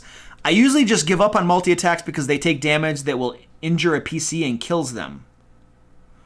How do you use them right? I mean, I use multi-attacks all the time. I mean, if you're saying that the multi-attacks make your monsters too tough and that kills PCs when they hit them that many times, then I think what I'm hearing is you're using monsters that are too tough, and you need to use CR monsters that are lower. That's an option for you. Or you can spread the multi-attacks around, spread them to different players, so it's not just all on one player. So there's a couple thoughts. I use multi-attacks all the time, and I never really have any trouble with them. At low levels, you're much more likely to run into the scenario that you're describing, where multi-attacks kill players quickly at low levels. But the challenge rating at low levels isn't very balanced. It's pretty messed up. Once you get to about level 4 through level 8, maybe 10 or so, the CR system kind of works okay. But outside that range, things are borked, So, yeah, you can run into problems there. Flame Slicer, what question was skipped? All right, I want to find Flame Slicer's question. He's complaining. He's going to riot. Where was your question, Flame Slicer? I'm going to see if I can search for it. Does my spreadsheet have search functionality? Control find. Flame Slicer. Okay, I see your question, Flame Slicer. You were from like the very beginning of the live stream. You're number 5 in the list. Okay, so Flame Slicer, since you were about to riot on my channel, can you use a crossbow for Ranger's Volley? I'm not familiar with Ranger's Volley. I'm going to assume that it states that it must use a bow or something. And it probably involves shooting something multiple times. Okay?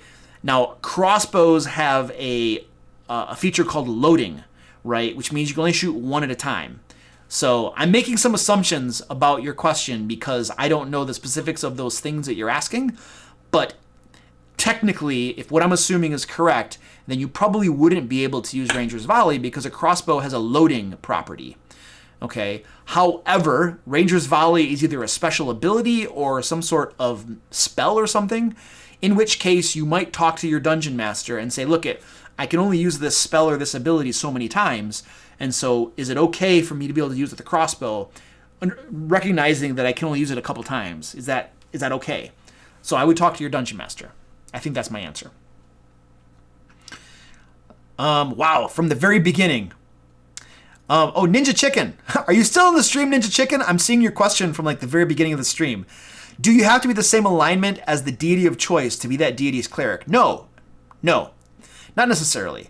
You probably got to be somewhere close, right? Because if you're evil and your deity's good, then there's a point where your deity's probably going to be like, why am I granting him spells if he's always doing evil stuff? Because there's an assumption that if you're evil, you're actually role-playing that.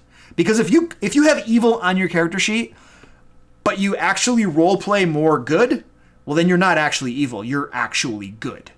And your character sheet can say whatever it wants, but if your actions say something different, then it's something different. So my answer is no, but probably got to be close. Why is my camera out of focus? There it goes. I just have to open my mouth, and my camera's like, it hones right in and focuses. Cody, what's going on, dude? How you doing, buddy? Cody is one of my buds in real life. He and I play Magic from time to time. He says, and he throws me $10.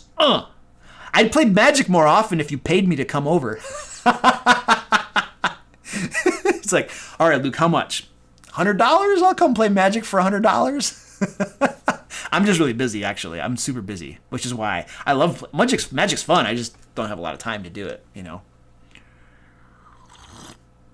All right, how exactly would I do traps in gameplay? Do I tell my players to do a perception check and tip them off that something is up, or do I just have them stumble into the trap, which feels unfair? Okay, two different ways to do it. So by the rules, what 5th edition wants you to do is use their passive perception to detect traps. Okay, so you literally have a little card or something with all of your players' passive detection written down, so that you don't got to ask them, because then that ruins it just as much as asking them to make a check will. You have it written down, and as they're approaching a trap or a secret door, you see what the DC is to spot the trap or to find the secret door. You look at their passive perception scores, and anybody that's near that area, right? They can't be like halfway across the map. Anybody that's near that area that has a passive perception score that meets the DC or exceeds the DC to find that trap, finds the trap. They notice it, okay?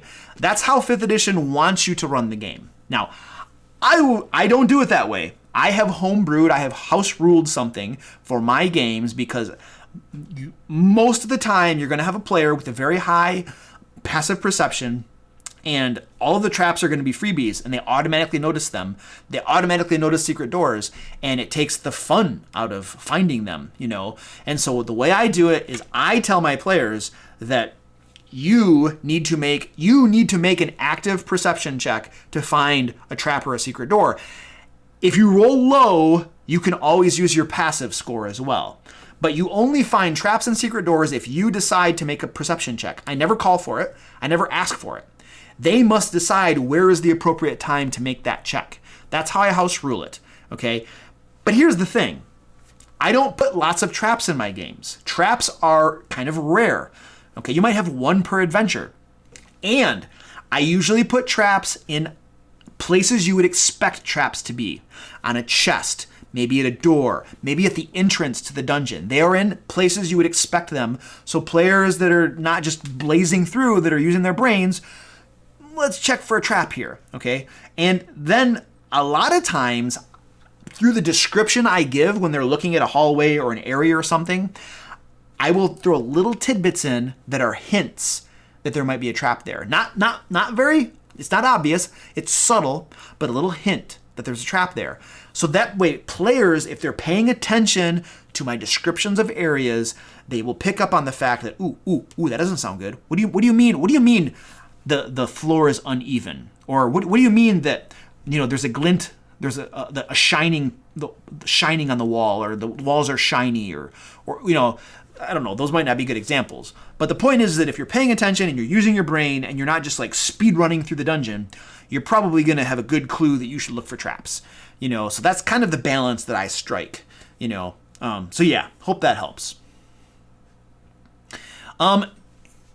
Cage Nix says, $5. Thank you, sir. Appreciate that. Or ma'am, I don't know. Cage Nix, I don't know what that name is. I just used the wrong pronoun. Ah! All right, whatever. What kind of minions would you give to a hag? So I'll tell you what I would give to a hag. Let's just, where's Volos? Volos is your friend here. Where's my book? All right, so Volos has an entire bit on it about hags. And Hag Lairs is page 60.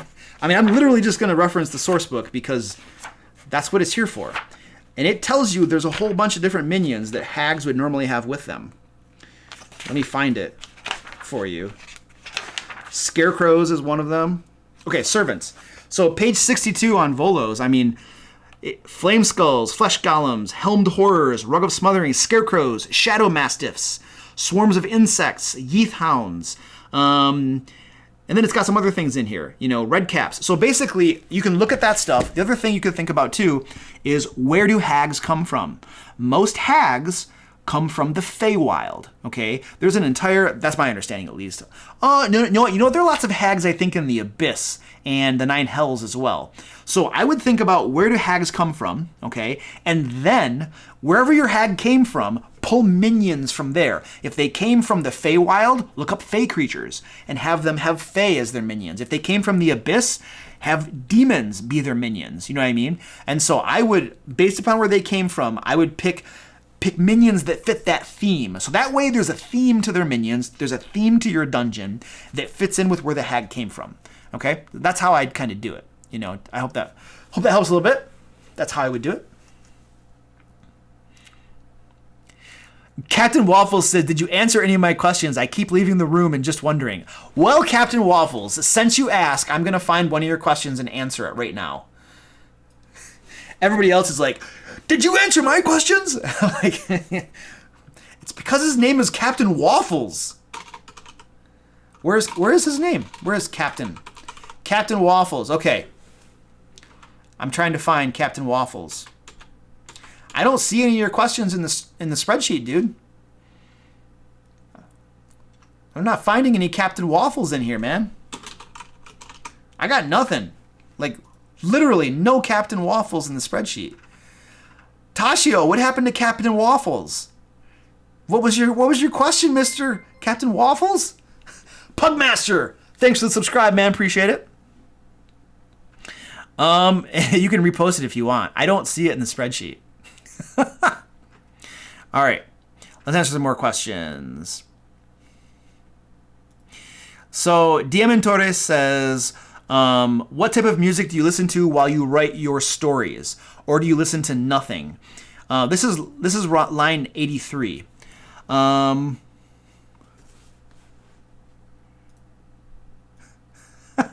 That's funny, dude.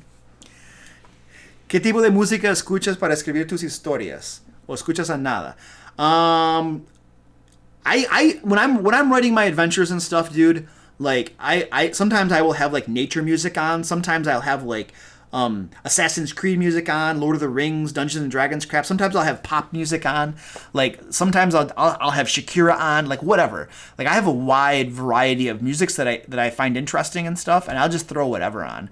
Nothing really motivates me more than it depends on what I need. If I need to get pumped up, or if I'm kind of stressed out and I need to like relax a little bit. Oh, there's a cat loaf. I want to show you a cat loaf real quick. Stand by. Here's a cat loaf for you.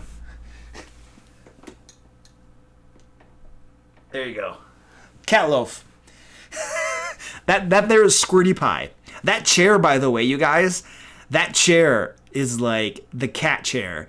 They destroyed that chair. It is all catified. That's Squirty Pie sitting there. All right.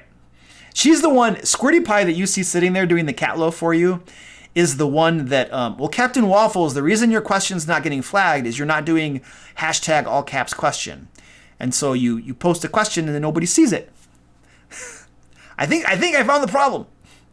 Squirty Pie that you see there sitting is the one that gets attacked by all of her brothers and is usually the one that you hear screaming like a maniac. So there you go. I'm sure you all were just, thank you, Luke. Thank you, Luke, for sharing that awesome information with us. Maxner says, your chair is almost as bad as mine. I know, dude. Rotisserie chicken cat. Oh, I almost said a bad word. Demonetized. Rotisserie chicken cat. It does kind of look like that, right? Rotisserie chicken. That's awesome. All right. Okay, Captain Waffles has now used the proper formatting. Let's answer his question. My voice is starting to go bad.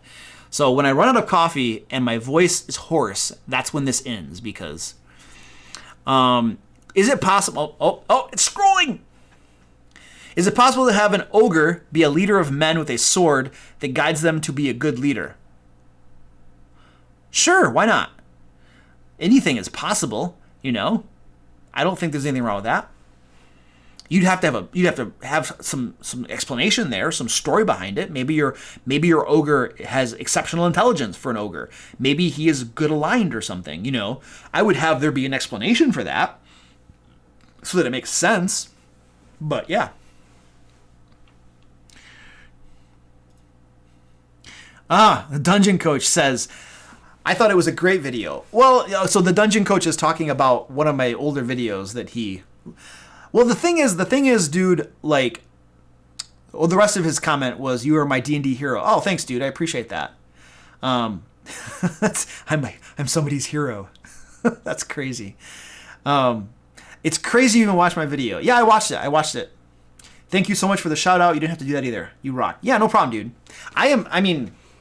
The shout out. So check this out, dude. So Dungeon Coach is starting up a new YouTube channel about DMing crap. Okay, and the thing is, dude, is shout outs are going to help you a little bit, but the real thing that's going to help you grow your YouTube channel is the hard work you put in. I have seen, literally seen a massive YouTube channel that had like lots of subs give a shout out to a small, little tiny channel, okay? And it did little good at all. It did like no good, okay? Because the quality, and I'm not saying your channel's not quality, it's not a comment on that. I'm just saying the quality of this small channel was horrible, okay? And so the big YouTubers like, go check my friend's channel out. People go check his channel out and they're like, your friend's channel sucks, dude. Like, why are you know what I mean? And this isn't a comment about you. I'm just talking in general terms, you know what I mean? And so they go to the channel and they're like, you know what I mean?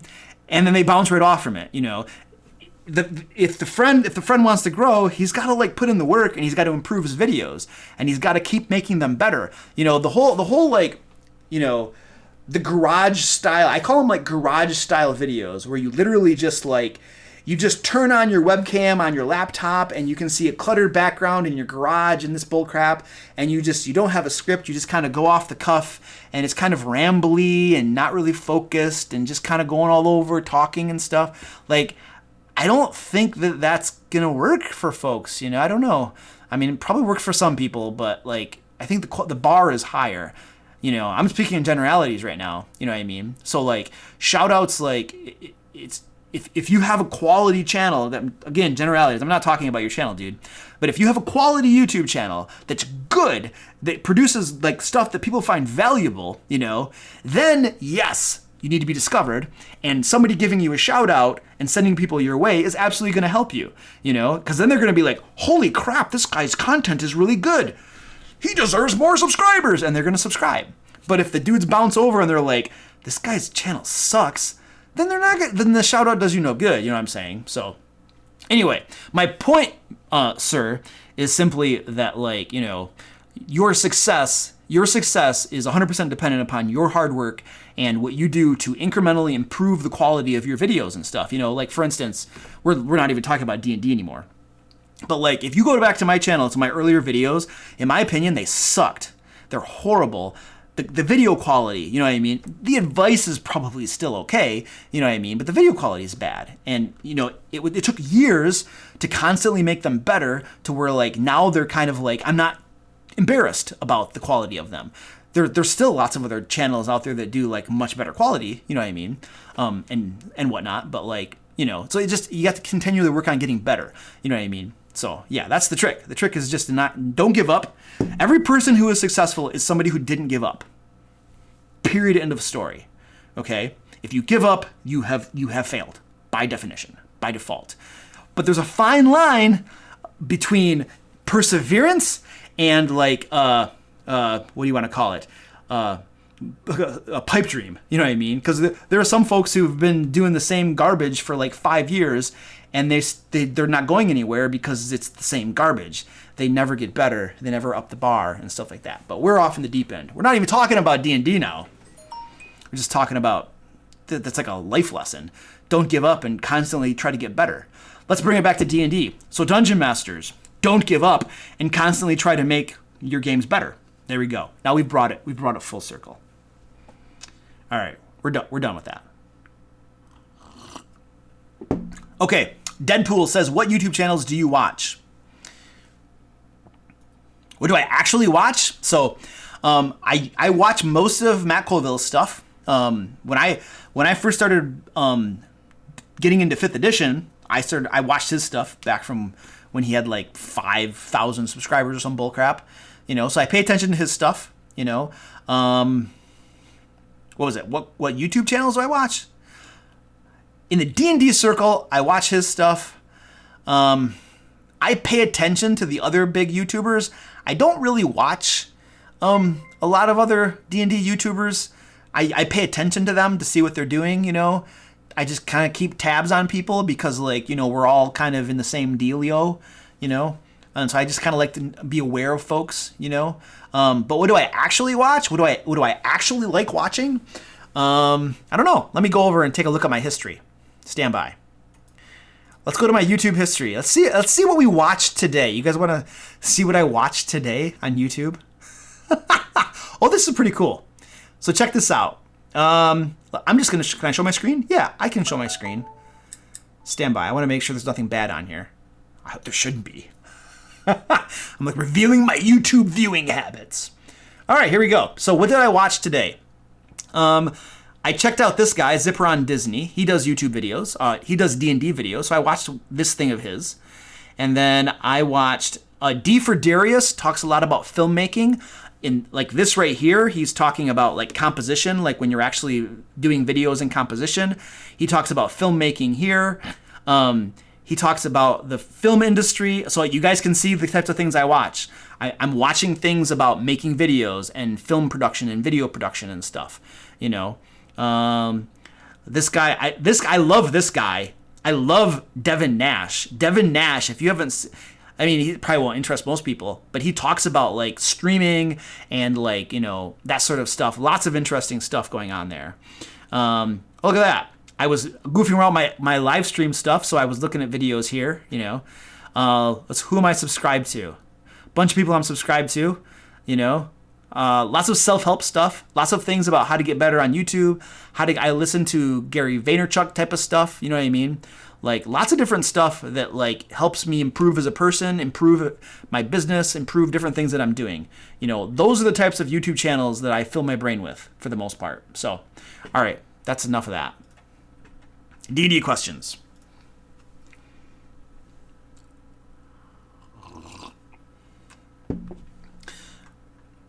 Back to the questions. Captain Waffles is like, shocking. What's shocking about the stuff that I watch? Oh, I love Joe Rogan. Yes, multiracial lion. I don't know what that means. I love Joe Rogan. Totally dig Joe Rogan. I listen to a lot of his crap. His podcast is the bomb, man. Though what I like about Joe Rogan, this guy is like, he brings on people and like he is there to listen and to get information, like and he's listening and then the people talk and everybody's getting their side of things and understanding things, you know what I mean? I know he brings on people that he probably has different beliefs and worldviews from, you know what I mean? But he's not there to argue, you know, he's there to just get their side of things and have them just talk, you know. And he does he's so intelligent, you know, you can just see his brain is working, you know what I mean? So Joe Rogan rocks. I love his podcast. I mean, I love UFC stuff too. I love Ultimate Fighting crap. So, all right. Yes, Tashio is reminding everybody that if you have YouTube Premium, you have free super chats. It is the dollar symbol next to chat on your mobile. Oh, cool. So yeah, you can throw me money. Thanks, Tashio. You'll get your cut. He's like, I get 15%. Remember, I get 15%. All right, let's find some more questions. Have you metagamed before? Absolutely. I mean, it's hard not to. You know, and I did the video about metagaming. There are certain types of metagaming that's good. There's certain types of metagaming that's bad. You know what I mean? I have almost assuredly fallen into that. You know, having read most of the monsters and crap, it's kind of hard not to. You know, I'm sure I've done it before. You know, but I try not to. You know, which is hard because then you're like intentionally making a choice that you know is a bad choice. You know, it's an ooze. Oh, I stab it with my dagger. That's not a good choice, you know, but you do it because if it were any other monster, that's what you would do, you know, and then when you see that it eroded a little bit of your dagger, you're like, oh, that's a bad idea. Now I'm not going to do that. Now I'm going to shoot it with an arrow. You know what I mean? So, yeah.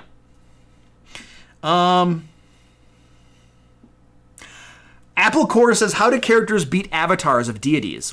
Well, very carefully. Probably at level 20. Would be my guess, you know. I don't know. They go fight them. Captain Waffle says, I want to create a world of my own. Where do I start? Holy crap, dude. Well, If you were to create a world of your own, where would you start? So start small, okay? Where do they start the actual adventure? In a city? Great. Create some details about that city, okay? Then have them do some adventures nearby the city, right? They go to this dungeon over here, build out a little bit of the countryside. Oh, then they're going to go over here, build that out. You slowly just kind of expand the world out from wherever they start, okay? You might create some basic high-level ideas about, like, you know, the different countries that are there, the topography, the different, you know, rulers, and stuff like that. But that's a huge undertaking, dude. That is why I don't create my own worlds. I use Forgotten Realms because the work has already been done. And I read a lot, probably most of the Forgotten Realms books. And so because I read those books, it's in my brain, you know, and I just kind of know stuff. And it saves me so much work. All right. Eric Ferguson says, my plan for part of the finale is to have the players become unique dragons to take on the two baddies. How would you approach this idea or make it happen? I mean, so like, there's a difference between like what you plan and what your players are going to do. You know, I mean, if you want the player, if you want that to happen, then you need to somehow entice them. You need to make it one of their goals to become dragons, or hint at the possibility that they could become dragons somehow. You know, and you want them to be the ones that are like, we need to become dragons to beat the bad guys. And then they go on, then they want to become dragons. Then they go on quests to do whatever they need to do to actually achieve that, you know. And then once they achieve that quests, you know, that goal of becoming unique dragons, then then the bad guys are there. But you might use some sort of mechanic, you know, whereby the bad guys can only be killed by dragons or something. I don't know. You know what I mean? You'd have to somehow, and that's not a very unique idea, by the way, but you'd have to, not very creative there, but like you'd have to come up with some way to motivate your players to want to have that goal, because you don't want to force them down that road. You know what I mean? Like hardcore force, like, you know, where it feels like they're being forced. You want to tempt them and tantalize them to do that, you know. And then if they choose to do it, then they do it. If they say, no, screw that, we're not doing that, we're just going to fight the bad guys on our own, you know, whatever, then that's their choice. You know what I mean? So, I don't know. There's some thoughts. Oh, pizza! Oh, I want pizza. Facu. No te vayas, hombre. Dame pizza. Actually, I don't eat pizza anymore. I gave up pizza. No, Cthulhu, no fishy business tonight. It's just questions. Just questions. All right, let's get some more questions. Seroth says, first time lurker, I had a question. Is there weapons, armor, or items that augments your class spells? If so, what are your recommendations? I mean, yeah, there are. I mean, in a way, there are things that are going to help you. I mean, there are like rods and wands and stuff that give you +1 to your spell attacks and stuff like that. So they kind of exist, you know. Maybe not quite specifically like you're asking, but yeah, my recommendation: get the Dungeon Master Guide and start reading the weapons or the magic item section. That's my suggestion. Or start creating your own ideas of how to implement that. Those are my recommendations. I'm just like, you go do the work. Actually, you know what? It's funny. Like, I think part of what I do on the channel and part of my goal is not to give all the answers, right? But more to capacitate other people so that they can figure things out on their own, so that they have the base resources they need to, you know, figure things out, create their own adventures, create their own encounters, create their own bad guys, you know what I mean? Do all that stuff. So they have like the core skill set to do that, as opposed to always having to have somebody tell them exactly the way to do something, you know what I mean? So yeah. All right. Ooh, Deep Fried Butter Boy. That's a great name. What up, dude? How much detail do you put into NPCs? Not much. Not much at all. I don't plan a lot of detail because you never know whether you're even going to use an NPC. You never know how much the players are even going to care about an NPC. And so I'll have a name, and I might have a description, old man, you know, okay? That little tiny, like 1 or 2 sentences, that's it, you know? And then I'll introduce it into the game. And then if the players start asking things about the NPC, or I find the need, I will improvise things on the fly, and go from there. And then I might take notes. And then that PC might get developed out. And if a PC becomes important, then I start to flesh out more details. But at the beginning, minimal effort, because you don't want to waste your time and effort. Sean Topes, thank you, sir, for the $1.99. Appreciate it. Just started watching. Keep up the great job. Thanks, dude. Appreciate it. I'm doing the best I can. My voice is getting... I can feel my throat. I've been talking for 2 hours, so my throat is just kind of like cramping up and getting hoarse and crap. So Lafia says, so I notice how... I just got a notification. Who notified me? I have 2 notifications. My phone's not working. Show me my notification. Ah, John and Chelsea are talking about D&D. Well, I got distracted. So Lafia says, I notice how much you articulate in the streams and videos. Is that how you normally talk? I think so. If I am not talking differently now than I would talk in normal life. You know what I mean? Like this is like pretty much how I normally talk, So however I am talking right now, and I have been talking in the stream, is how I normally talk. In the videos, it might be a little bit different in the videos because I'm putting on a little bit of like a persona. I'm putting on a little bit of a show sometimes, you know what I'm saying? But I think I normally articulate things pretty much consistently, I think. I don't know. I don't mumble and crap, So I hope that helps. Murkian says, what is your favorite UA? What's a UA? Unearthed Arcana? What's my favorite Unearthed Arcana? I don't know. I actually don't read Unearthed Arcana very much at all. Unless one of my players wants to do something from Unearthed Arcana, and then I'll actually read it.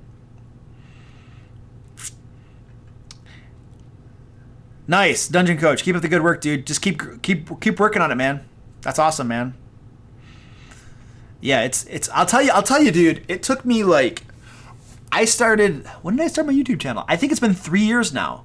I started my YouTube channel 3 years ago. Okay, the first year, nothing. Okay, it was like, and then halfway through the second year. No, that's not right. No, I've been doing my YouTube channel 2 years now. 2 years, yeah. So halfway through the second year, which was like about 6 months ago, then things like finally took off, But it took video after video, and it's a lot of work. A lot of work. That's why I don't complain when people throw me money, because it's like I put a lot of work in to do this crap. Lots of work. And my dream is to, like, literally, I talk to my buddy John at work about this all the time. I'm like, okay, this is my business strategy. This is what I want to do, because my goal is to go full time, to be able to, quit my day job, make enough money from all the different stuff I'm doing in the D&D community and stuff like that, to be able to do this full time, that is my dream. That I so want to do that. It's like you know what it feels like when you like do something that you love, that you enjoy, that you're just like, oh yeah, I want this, and then you have to go to your normal job and you're just like, mother, you're like, no, I don't want to be doing this. Now here's the thing. My normal job, it's a good job. There's nothing wrong with it. It's a good place to work for the most part. No real complaints. But it's the difference between what you love and what you're passionate about, and then what you do because you have to eat and have a house to live in and all of that kind of stuff. You know what I mean? So anyway, Clement Moulin, what up, dude? Hello. Thank you a lot for your content. You are amazing. I appreciate a lot of your advices because you comfort me on I do day to day in my game. Okay, awesome. Yeah, I'm glad to help you, buddy. Thanks for popping in. Sphere Music says, welcome to the world of being a musician. Oh, putting in lots of hard work and not getting recognized or something? I'm assuming that's probably what you're saying there. Yeah. Deadpool says, do you use terrain or battle maps? If so, where do you get it or do you make it? I don't use terrain. I use battle maps. Okay, so check this out. if you guys want to know like the products that I use in my games, my camera, hold on. There we go. It's out of focus. I thought it was out of focus. Anyway, if you guys want to know the D&D products that I use in my games, down in the description, there is a link to my Amazon page where there are different lists that I've created that list out the products that I use for D&D. And in there are the battle maps that I use, okay? I use a couple Pathfinder ones. I'll show them to you. Hold on a second. So like, I use these guys a lot. These Pathfinder flip maps are really good. Again, there's a link down in my description to my Amazon page for them and crap like that. And these things are great. So I don't use terrain because I don't. And they're great. They're beautiful. They fold up and crap. They're very portable. The big Chessex maps are hard to transport because they roll up into a big roll and stuff. And the other thing that I use, it's like my basement is just like everywhere. So these guys right here are wonderful. Okay. Really good quality on these things. Again, pretty portable. You can get a lot of these bad boys. These guys are like puzzle locking things. Stand by. Right? Little puzzle grids. You know, they lock together. Right? So yeah, those are what I use. I don't run any of my games in my home. I go to players' houses most of the time, or game shops to run the games. So I can't like carry terrain with me, you know? I mean, for people who use terrain, that's cool. Rock on. I just don't. And it's a lot of money too. So I'm like just got a pile of stuff I'm pulling out here. Just throw that down there. Yes. Marcus Reese says those puzzles are great. You can pre-draw rooms on them. Yes, pre-drawing stuff is awesome. I don't always pre-draw stuff, but like when you do, and then you can just pull it out at the game and it's already pre-drawn, it makes things go a lot faster. I don't always do that because I don't always have time to do that. Philip Ketchup says, Luke, can you answer my question on Matt Colville's stream? I don't know. What's your question, dude? I'm not gonna go hunt on his stream, on his like. He's not live streaming right now. Well, he might be on Twitch. He live streams on Twitch a lot, but he doesn't live stream on YouTube. What's your question? Lemon Madness says, I think Tashio has given up on putting things in the spreadsheet because he's like, you're not even looking at the spreadsheet. You're just looking at chat.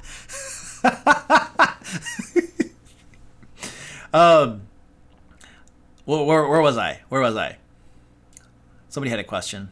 Lemon Madness says, what kind of miniatures would you recommend? And more importantly, where do I find them? Okay, see my previous comment about I'm just going to find the link for you. Hold on a second. I'm going to find a link for you guys so I can just drop it in the chat.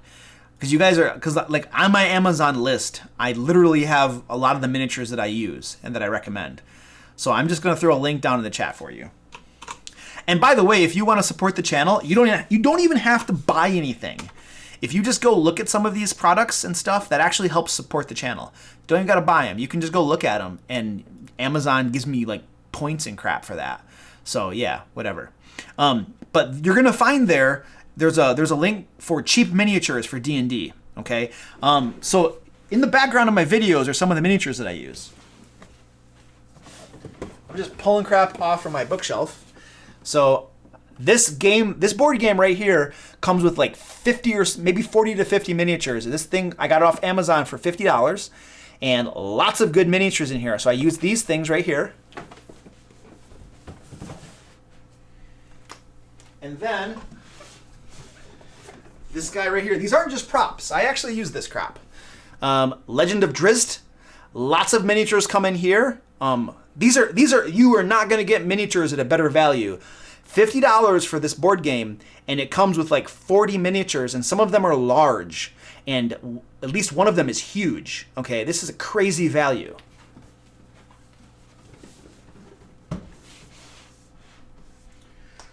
So check those things out. And then Reaper Bones. I love Reaper Bones. Favorite. Hands down, Reaper Bones are my favorite minis. Why? The plastic is high quality plastic that's not brittle, that doesn't break very easily. Okay? And They are they're good. I think they're good sculpts. I think it's good quality. You know, like the actual details and stuff. So I think that's good. I love Reaper Bones. So Philip wants to know if we could raid Matt Colville's live stream on YouTube. Is Matt Colville live streaming right now on YouTube? Hold on a second. I don't know how Matt Colville would feel about that. He doesn't do collaborations with other people in the YouTube industry.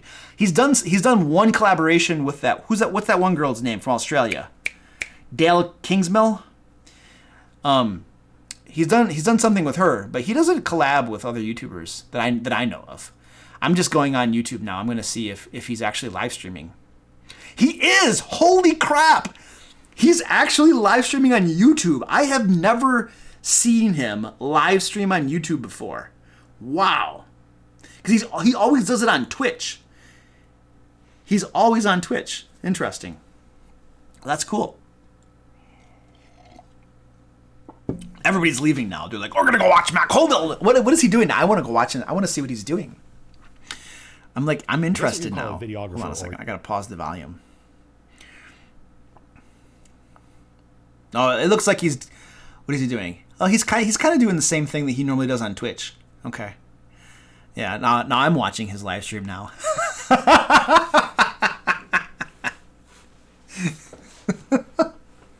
That's funny. All right, whatever. All right. Anyway, let's get back to work. Yeah, we might if he's the only one that's live when we're done here, because we're probably going to wrap up at some point here. But if he's the only one that's live on YouTube, then when we wrap up, then yes, we can go pop into his stream and be like, the DM Lair says hello. That doesn't matter. I'm happy to do it till the Great GM. Was he live? Was the Great GM live? I don't know. I don't think I saw him. All right. Questions. People are like, answer my question. There's lots of questions. Yeah. Deadpool says, who is Matt Colville? He is a D&D YouTube personality. Creator person. All right. Obigwigo, sorry, says, how long do you as a DM, if at all, spend helping to create your players' backstories? Zero. That's not my job. I always feel like I'm not involved enough there and they can get too wild with their backstories. I spend no time on their backstories. I don't even require my players have a backstory. You know, I have a template that I give them now, but I didn't always use that template. You know, right now my Sword Coast Guard, one of them actually has a backstory. The rest of them, nothing. You know, and I'm like, okay, that's fine. That's your choice. You know, I'm not going to make you do it. The one person that has a backstory, guess what he gets? He gets special little adventures. He gets special little things in the game because he actually has a backstory.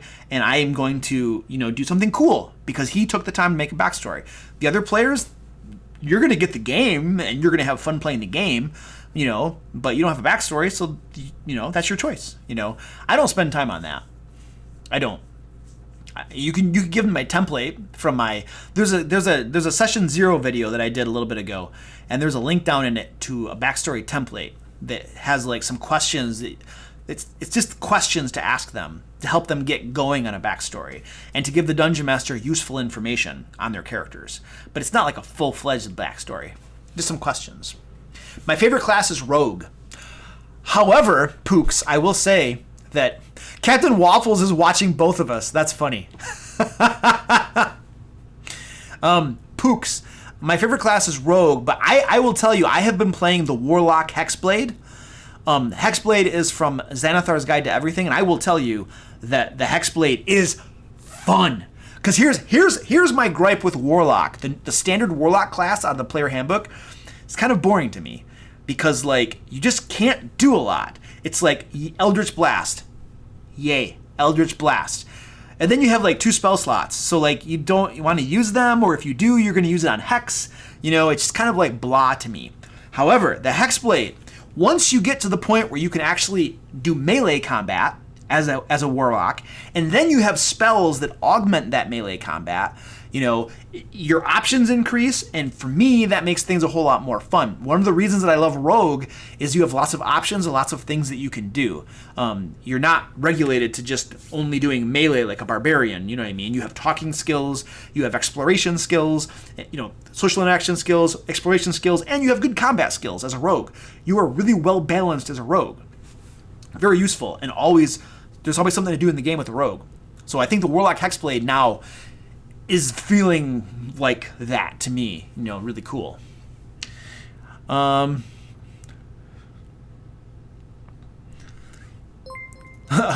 Huber just ranked a bunch of YouTube channels. He says, so Matt Colville is greater than the DM Lair, which is greater than Dingo Doodles, which is greater than Z Bashwi, which is greater than Matt Mercer, which is greater than all things D&D. Well, I'm glad to be high on that list.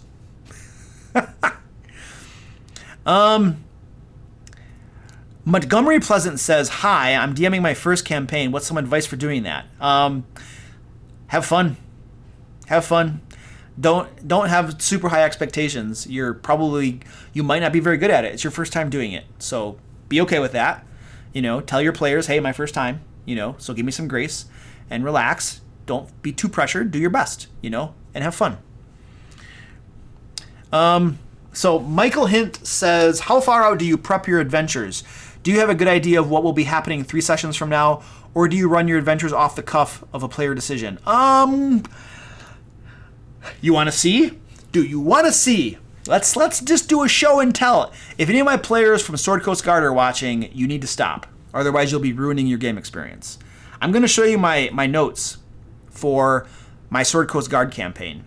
And I'm going to show you pretty much about how far out my planning goes. Okay? Because there are 2 ways to do this. You could do it off the cuff based on player decisions. Nothing wrong with that. I do that for at least 1 or 2 of my games. A couple of my games. My Sword Coast Guard game is a different story. I have that one pretty well planned out. Okay? So let's go take a look at that. I'm going to have to zoom in a little bit. You probably can't see this too well. Let's see. So the green stuff here is the adventures they have already completed. You can see that the levels here, it tells you what level they're supposed to be at. They are right now, they're in the middle of Against the Giants. And then there is, once they get done with that adventure, there is an invasion of Waterdeep that's going to happen. And then once they get done with that, there is going to be a confrontation with Lord Paxton. And so I have the entire rest of the campaign planned out. And I have planned out the situations that will happen, right? And then I was actually going to run this campaign all the way up to level 20. And so I had some other things planned to do, but I'm no longer going to do those. I've decided to cut this campaign off once we get done with Lord Paxton. And so, that's about how far I plan things out for that game. Now, my other games, I have my Wonder Panda campaign that I run at work. I don't plan much at all out. I wing a lot of that. That's like a lot of improvisation skills there. And then based on my players' decisions, I make stuff up. My Youngling campaign, I play with some teenagers. Those I, kind of wing a little bit. I plan some basic ideas, but then I wing a lot of it, My Patreon campaign, for that one I plan out a couple different adventures in advance because we're playing an Acquisitions Incorporated style of game. And so they have different I have like 2 contracts that are all, available out there for them. But I don't plan for that one. I don't plan too far in advance because of the style of that game is a little bit different, and I do for that game, I do want to be able to react a little bit better if my players decide to do something different, you know what I mean? It all depends on the style of game you're running, there's no right answer to this. And as you can see, I use different methods based upon, I think, the game experience that I'm going for and the level of preparation that I want to put into the game, because some of my games, I don't prepare much, because I don't have time. And those are just my, we're going to get together and play D&D, and maybe it's not super well prepared, but we're going to have fun.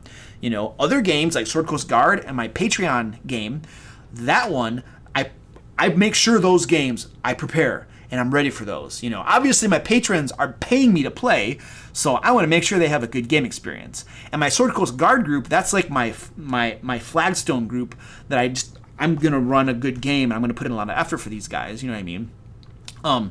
So, by the way, if anybody's interested in playing with us in our Patreon game, we actually have one spot open currently. If you're interested in checking that out, there should be a link down in the description to my Patreon page where you can possibly play D&D with us if you want to. Also, by the way, guys, if you are getting value out of the content I create, value out of the videos, the information I give, joining us over on Patreon is a great way to help support the channel, help support the content and whatnot. So feel free to do that. If that's not your jam, then no worries. Just keep watching free videos, and I'm happy to do that too. So, all right, more questions. Thank you, Subcycle, for throwing that link down there. I appreciate that. Baoban! What up, Baoban? Hey, how's it going? Baoban is one of my patrons. He is in the Ancient Dragon game with us. So he pays a pretty penny to play D&D with us. And yeah, so good to see you here, buddy. Dawnbringer says, do you play online in your Patreon games? Yes, my Patreon games are online. We play on, we use a combination of Roll20 for our maps, and then we use Discord for video and chat, So for my Patreon game, we could all see each other with video and we can hear each other. It's all video live chat, Sorry. I drink a lot of coffee and now I have problems. I'm gonna have to go to the bathroom too pretty soon because again, coffee. So yeah, the Patreon game is lots of fun, man. Oh man, so I don't know if you know Baoban, that game is lots of fun for me to run that. You guys are awesome players. I think because it's interesting because it's you don't know what kind of players you're gonna get, and I think you guys are great players. We got really lucky to have a good group together, which is why, dude, when you had that conflict and you were like, I might have to stop, and I was like, no. You're a good player. We got to figure this out. We got to make sure that we can, find a schedule that works for us. Okay. Pooks, did you buy Eberron? No, I didn't. If so, how would you rate it? My friend John has it. John, did you get it? I don't know if John bought it or not. I don't have it. I can't make a comment on it. I do like Eberron. I used to play Dungeons & Dragons Online, which was based in Eberron, and I thought it was an interesting setting. So I thought the setting in of itself is interesting and cool. So whether Wizards did a good job on their 5th edition book of it, I have no idea. But I do know that the setting in and of itself is cool. Whether that book in particular did a good job, I have no idea. I didn't look at it. I didn't buy it. All right. Philip Ketchup. All right. So this is what we're going to do, ladies and gentlemen. I need to run to the bathroom real quick. So I'm going to put on some nice music for you all to listen to. I'm going to throw up an intermission screen. I'm going to run to the bathroom real quick, and I will be back down here in a few minutes, and we will continue the stream. Because I still have a voice, and you probably still have questions. So let's throw some music on and go to intermission screen.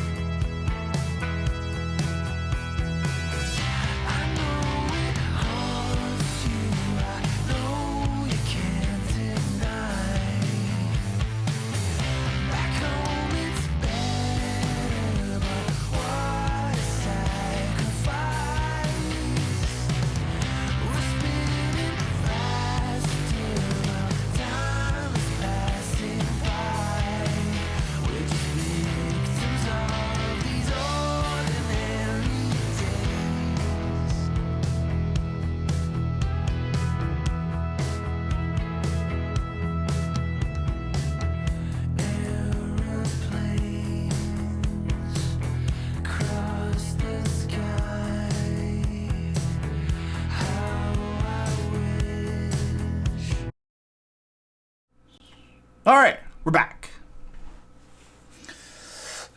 Oh, all right. Let's see. I don't know what music was playing. Was it Michael? What is that? The pooping blues? Okay. I don't. Okay. Let's see. Let's talk about some more questions. Oh, look at that spreadsheet.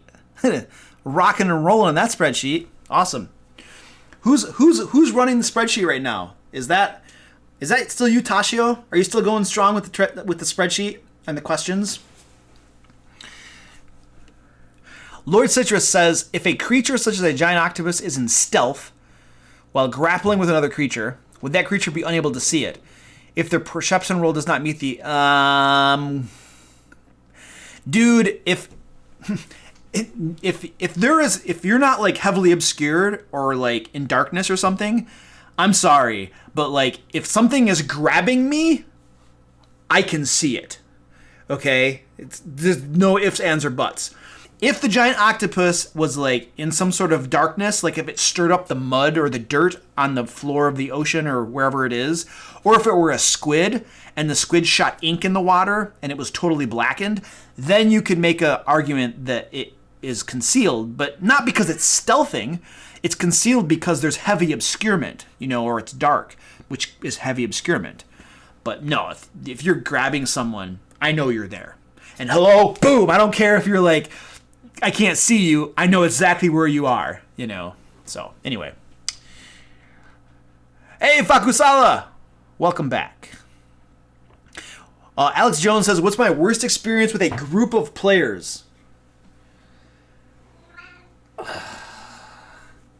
Okay, I got one for you.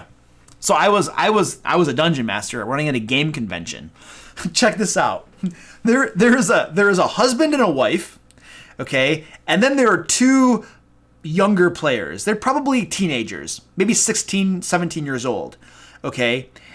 And these two buffoons, okay, started like making comments about the wife, okay, under their breath to each other and then shooting looks at her. And it was obvious to anybody with brain that they were talking negatively about her, okay? And naturally, the husband gets upset and he's like, hey, you got something to say over there? And these two buffoons are just like, I'm just like, you freaking morons. Can you be any stupider? Talking about the dude's wife right there at the game table, being obvious about it. Like, that's how you get punched in the face.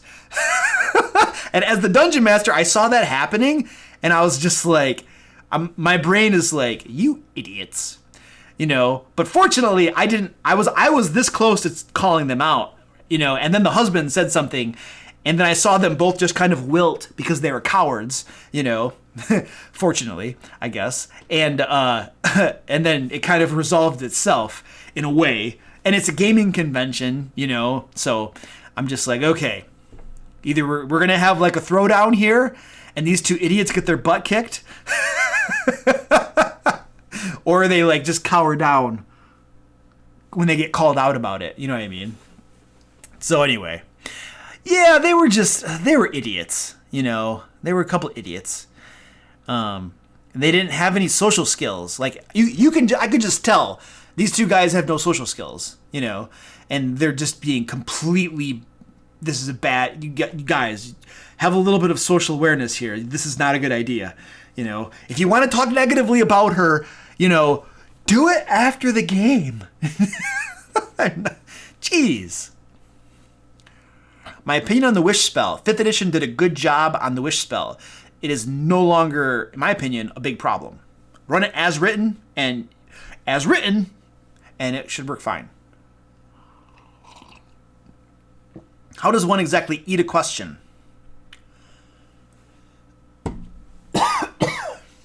I don't know. I'll do my best, though.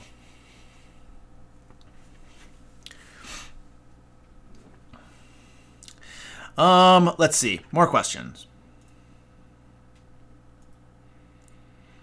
So Trustin Keller says, which Patreon tier were you talking about for the one remaining slot to play your D&D? How many players are in that, and what is the campaign? So it's the Ancient Dragon tier, and it's the largest tier, it's expensive, dude.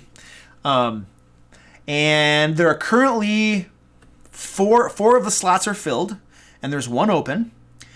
And it's I call it the Ancient Dragon campaign, and we're running kind of like an Acquisitions Inc. style of game, which I'm enjoying a lot. I think it's a lot of fun. Have you heard of a video game series, Fire Emblem? Nope. Never heard of it. How long do you, as a DM, if at all, spend helping create player backstories? Already answered that one. And what are your advices for writing a module, if you have? So this is interesting, DM and Torres. I'm actually planning, I'm kicking around the idea of doing a Kickstarter whereby I publish a module for folks. And my advice is for writing an entire module. That's a big subject, dude. That's a big subject. Perseverance. I don't even know where to go into that, man. If you're writing an entire module, because the thing is I've written adventures before. I've written standalone adventures, but I've never written in like an entire module from start to beginning. Now that said, like my day job, I am a writer. Like I am a professional writer. That's what I get paid for. Okay, as my day job, and so I have an inkling about that sort of stuff. You know what I mean? If you have a specific question, something that you're thinking about, besides just general advice, DM and Torres, throw that down there and I might help you out. But your question is very, very generic, very, very broad, so I'm not sure where to go with that. Lemon Madness is asking about miniatures. I think we already talked about this. Check out my Amazon page, link in the description for miniatures I recommend.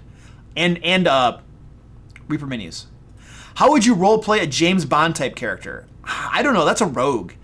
That's kind of like a rogue that specializes in like disguising himself, social interaction skills like deception and persuasion, high charisma, that sort of thing. That feels like a rogue to me. I would go down that road if I were trying to do that sort of thing. Let's find more questions here. Swashbuckler Rogue is fun. That's not a question. It's like hashtag question and then not a question at all. How would you make a rogue warlock so it makes for good play? I don't know. I don't make characters a whole lot, dude. If you want ideas on theory crafting characters, then I would go to Reddit. There are some subreddits with lots of intelligent people that could probably give you some ideas on that. I almost said Facebook, but here's the thing. Facebook gives lots of low-quality advice. I feel people on Reddit tend to give better quality answers. So I would probably send you over there. There are like subreddits, D&D subreddits and crap that would probably help you out with that. But that is not my jam. I am not a theory crafter. Not what I do.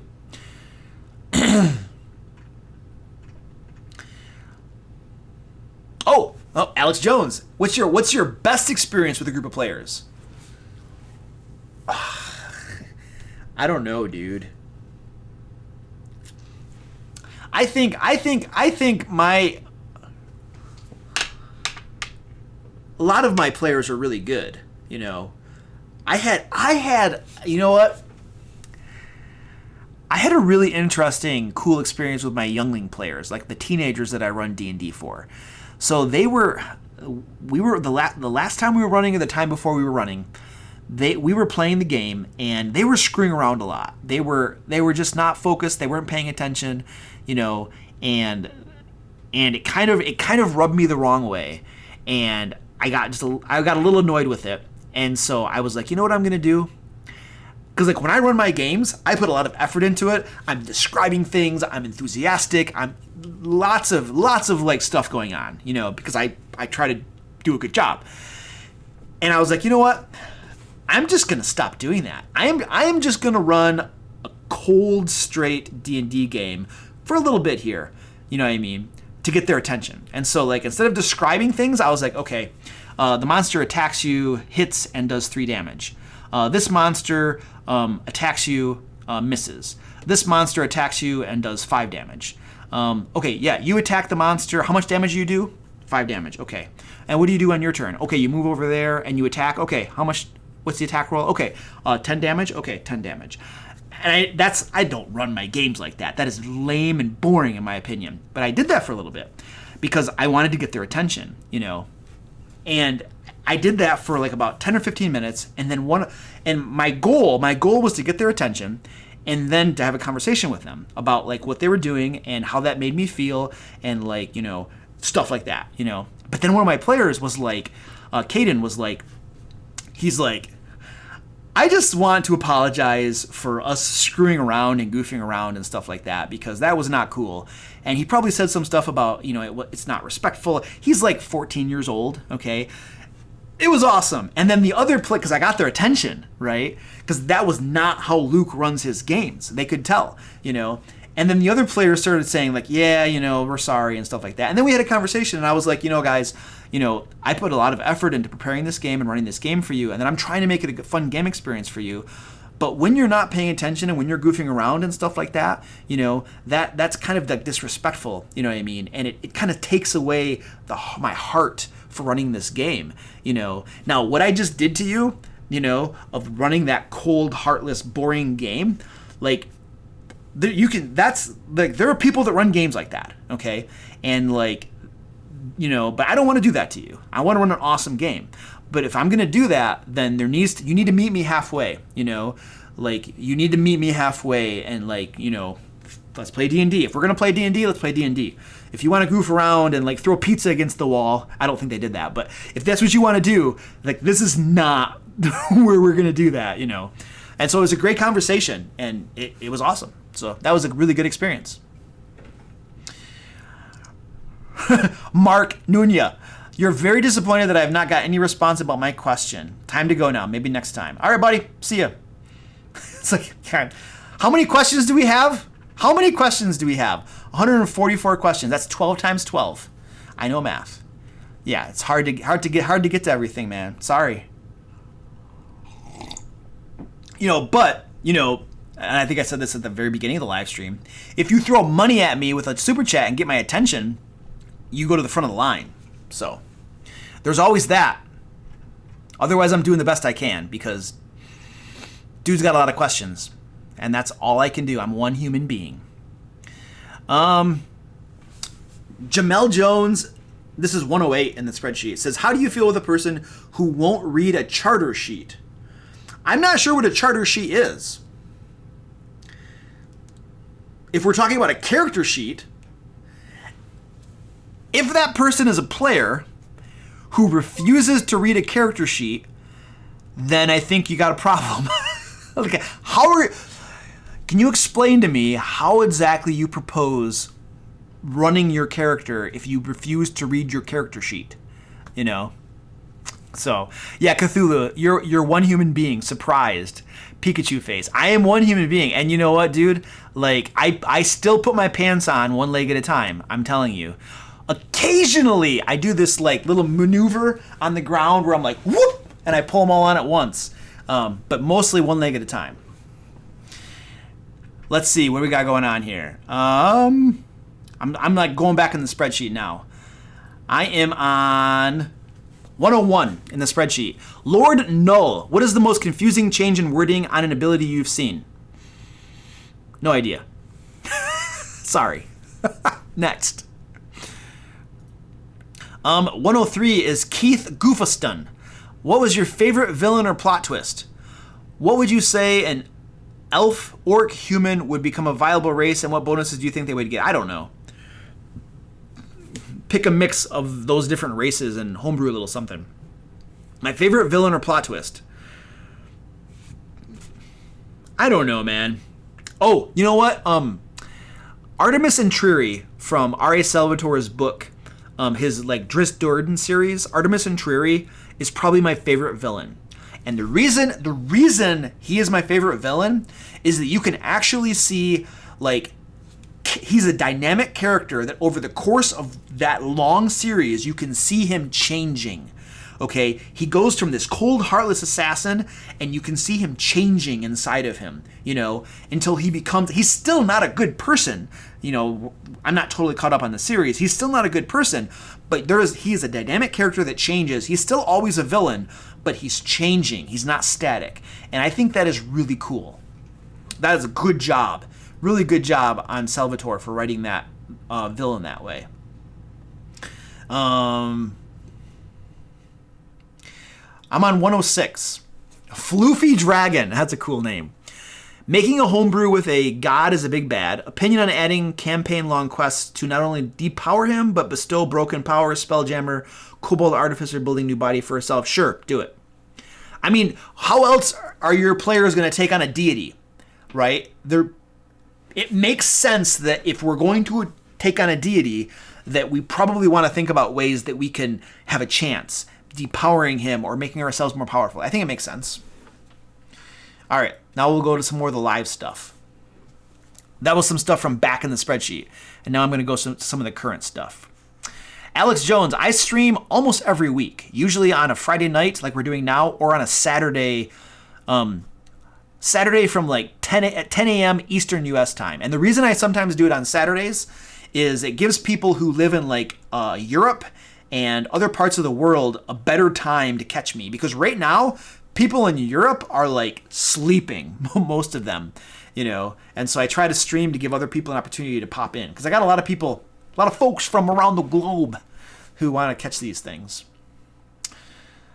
Beoban says, what's a fun multi-class?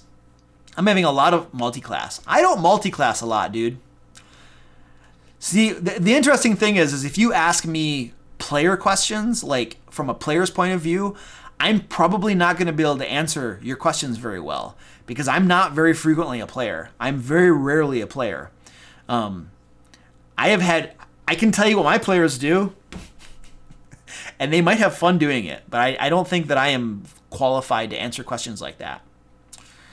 I don't homebrew. I have very few homebrew stuff. I have very few house rules. I don't do a lot of that. I mostly just run things by the published books. You know, I don't mess with homebrew stuff very much at all. I just don't. I don't make it. You know, I just stick to published material for the most part. That's not right or wrong. That's neutral. However you want to do it. You know, Max Nerd, haha, sleeping. Greetings from Germany. Wie geht's? At one point I spoke German. Okay, I took a bunch of German in college. Ich habe es alles vergessen. Mein Deutsch ist sehr schlecht. Ich möchte ein Stück Käse und ein Glas Bier, bitte. This is just coffee. Oh, Jane says, no, we aren't from Europe. That's awesome. People in Europe are like, no, we're not going to. See, my camera's going out of focus again. Come on, go in focus, buddy. Let's do this. I'm just trying to get this thing to focus on my face. It's out of focus. I paid lots of money for this webcam, and it won't go in focus. That's so annoying to me. I'm like, just the stream is breaking because my camera won't focus on my face. All right, und ein Glas Coffee. Yeah, I like coffee, dude. Das Deutsch war besser, als ich erwartet habe. Yeah, I don't know what that is, dude. my German's not that good, dude. It's almost, Lemon Madness is in Italy. It's almost 3 a.m. Hey, amazing dadded. Hello, what up, dude? All right, Cole McAfee says, what's some advice on card magic in D&D for an aftercare concept? I have no idea. I'm not sure what that means, dude.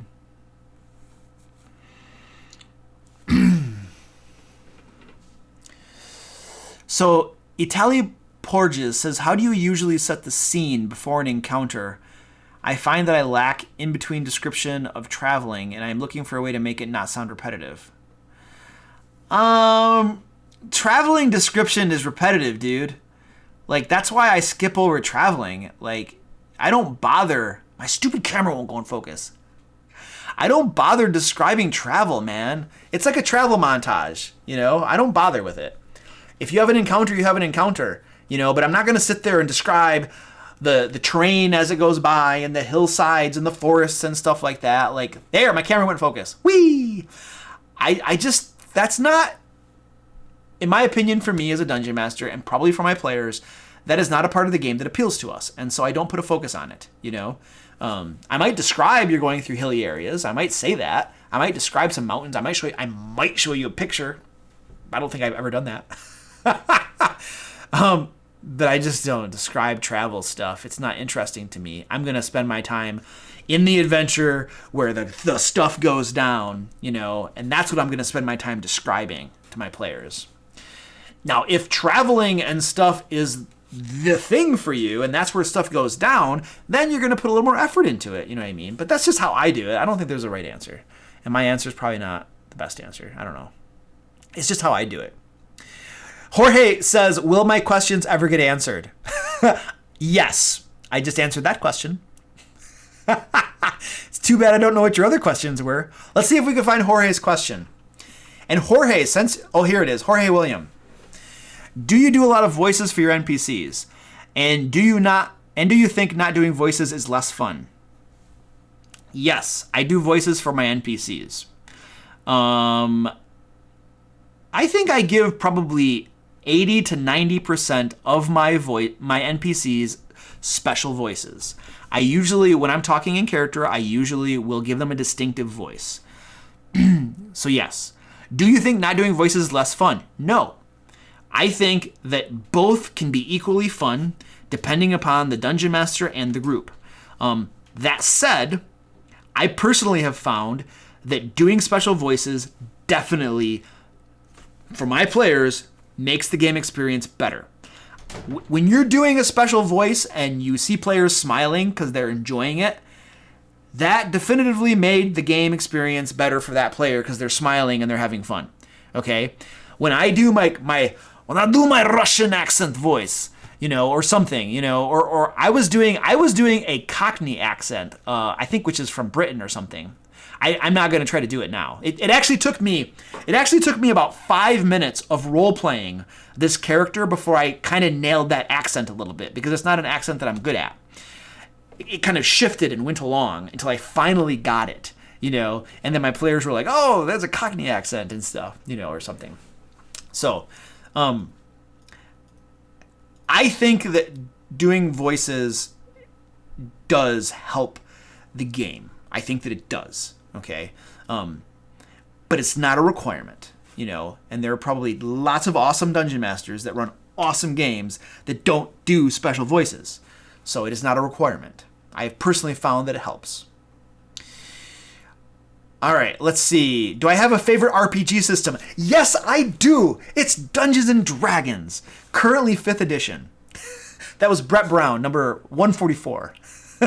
Is that a shocker to anybody? Does that surprise anybody that Dungeons and Dragons is my favorite RPG system? It shouldn't.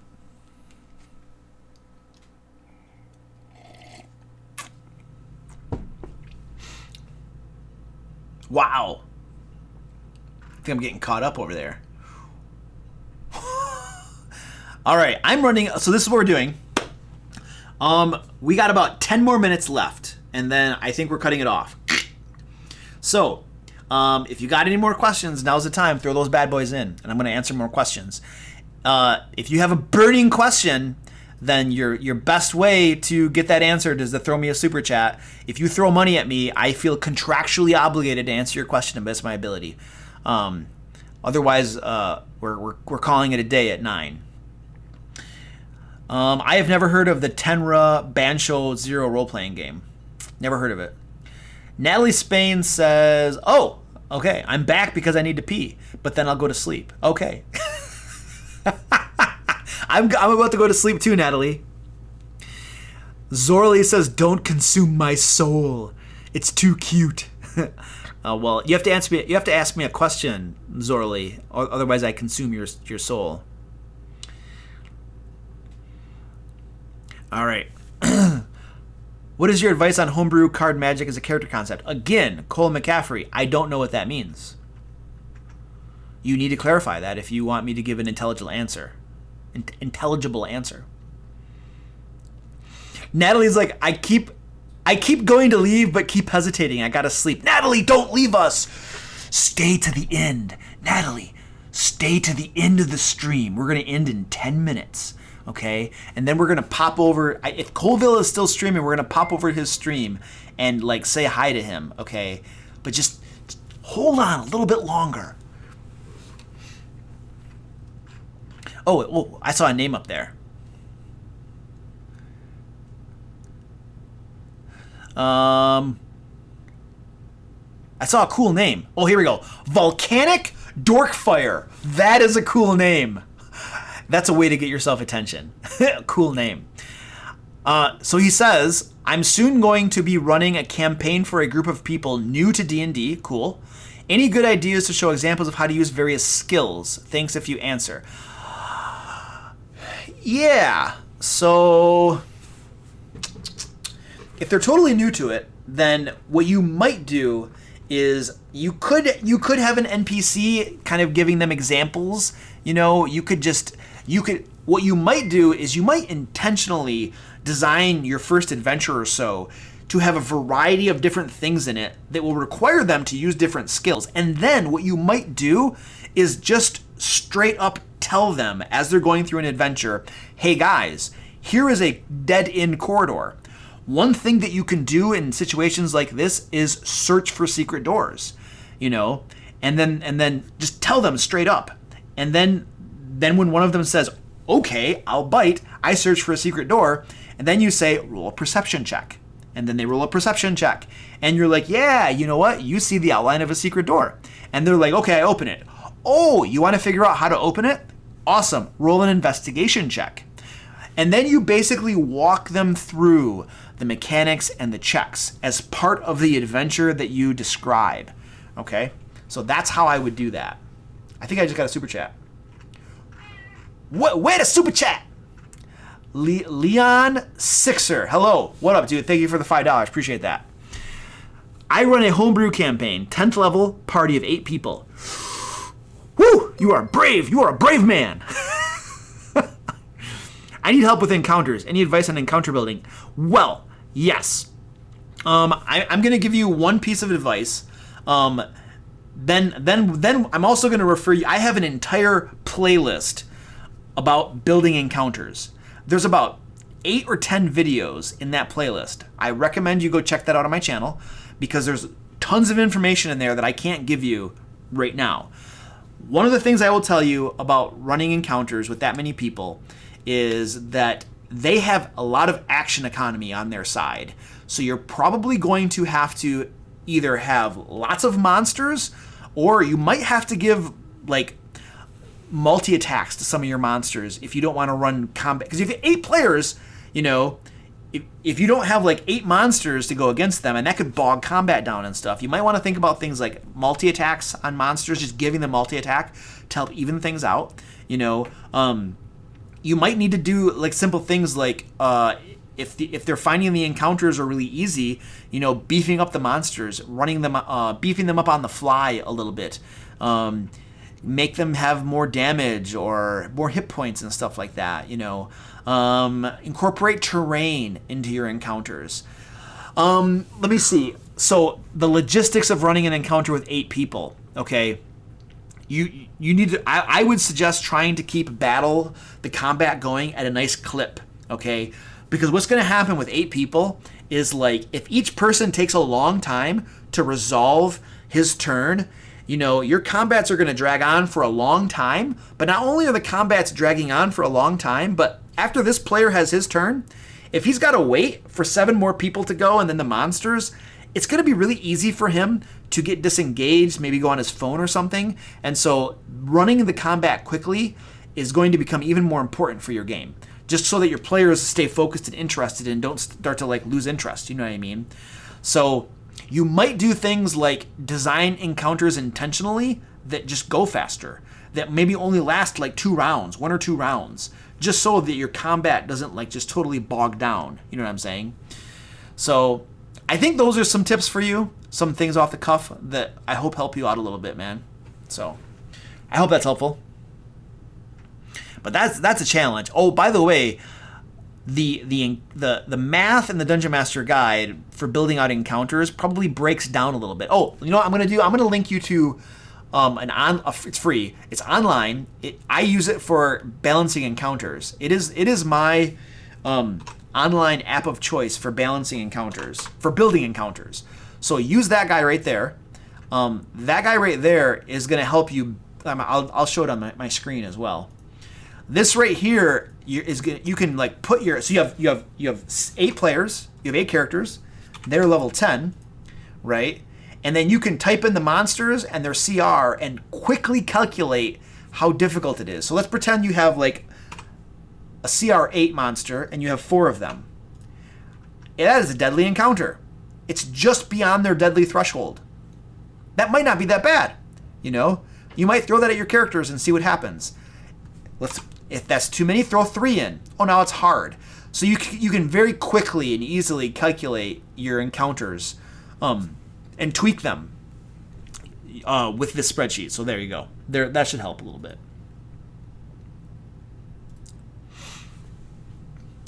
Do I like that more than Kobold Fight Club? So, Michael, the deal with Kobold Fight Club is that is good for generating random encounters, okay?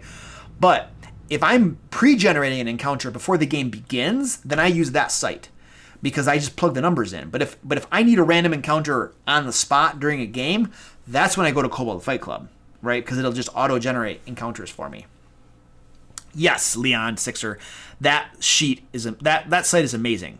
Absolutely. Holy crap! Wayne Browser, you are the man. $50 super chat. I enjoy your help, so enjoy. I will enjoy. I'll tell you what, dude. My wife and I are going to go to the movies on that. My wife was actually telling me the other night, as I was like recording videos late into the night, she's like, I want to go to the movies. And I was like, okay, we need to go to the movies. And then I literally looked at my calendar and I'm like, when are we going to go to the movies? Because I'm really busy. But now I can take her to the movies, courtesy of Wayne Browser. Thank you, sir. I appreciate that. Volumes of cash monies. Yeah. Wayne, yes. Natalie, I agree. Wayne is the raddest of dudes. Yes. Yeah, it's good. It's cool because, like, you know, it's cool to see to people express their gratitude, you know, and in different ways and stuff. Some people I appreciate when people just leave comments on my videos that just explain like that the value they're getting out of things. That's awesome too. You know what I mean?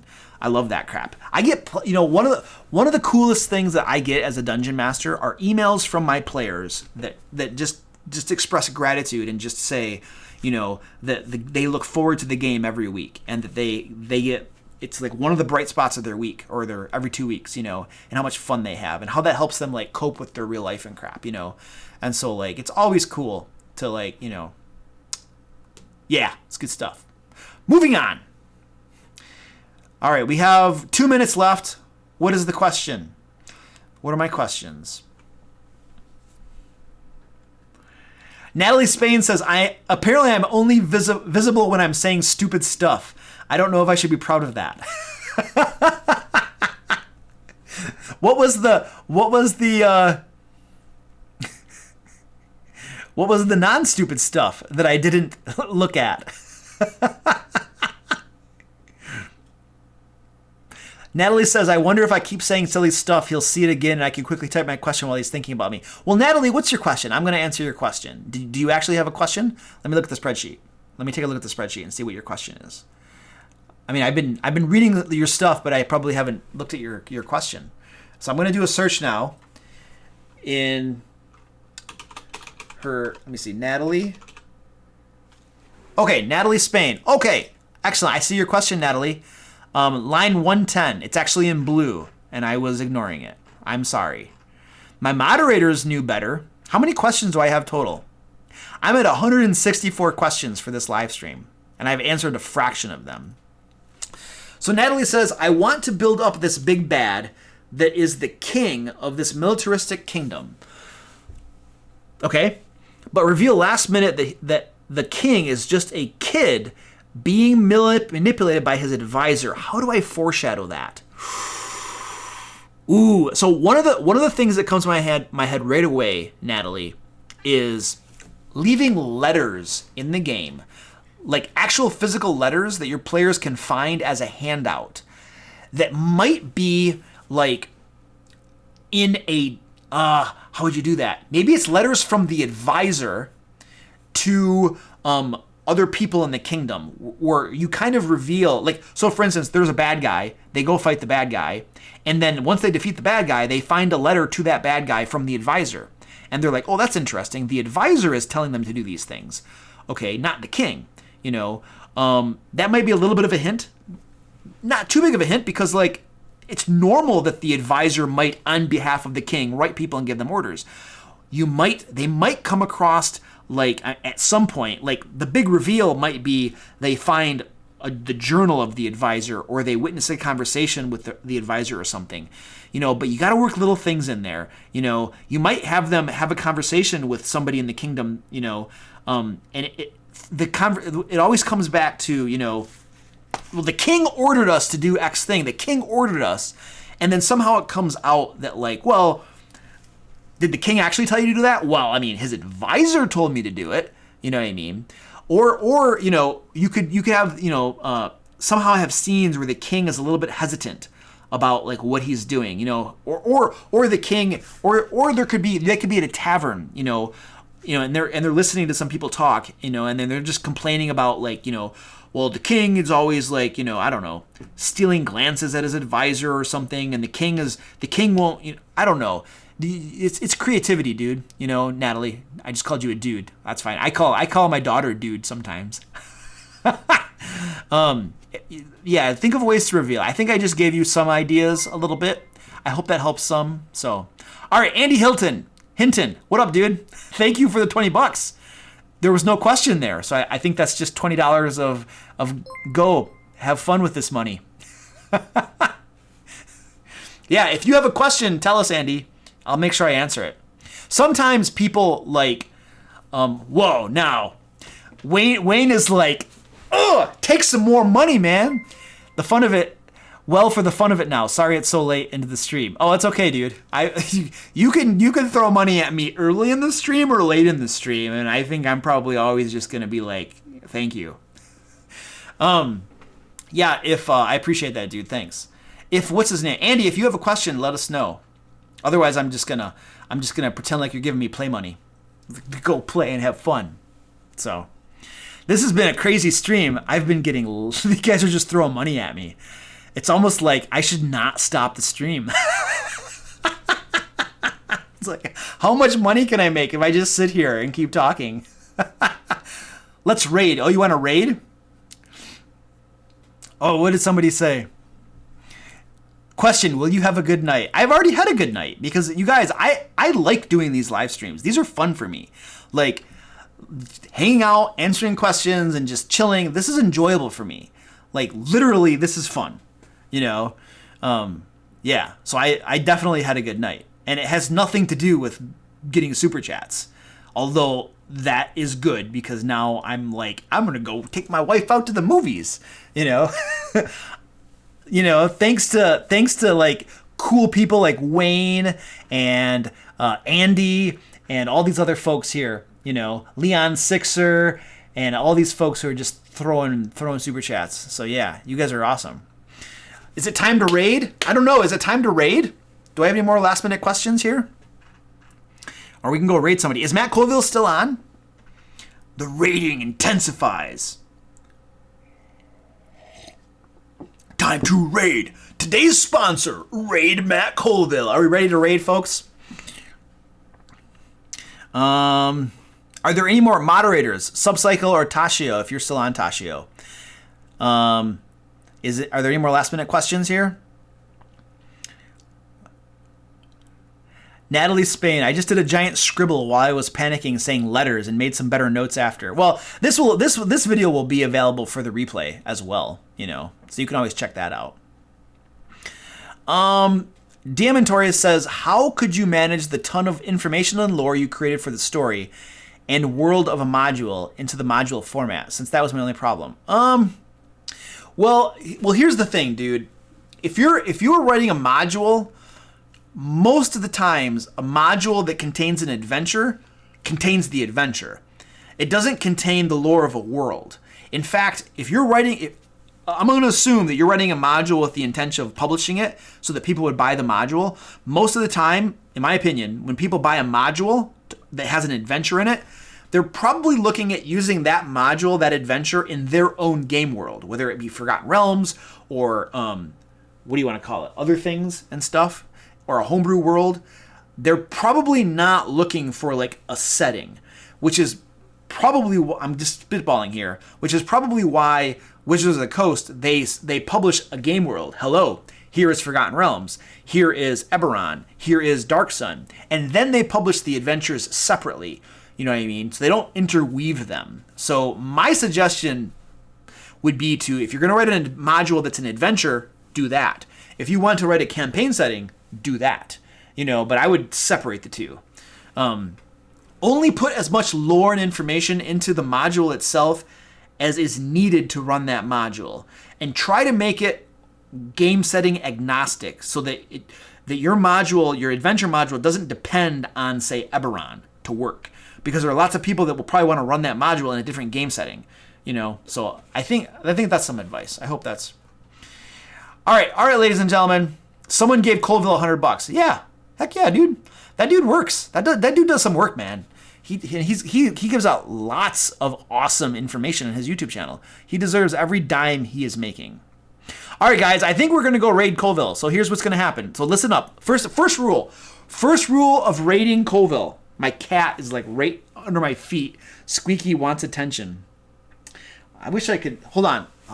We're going to go to cat cam for a second. We're going to go to the cat cam, and then we're going to raid Colville. Hold on 1 second. I want to show you something. Stand by.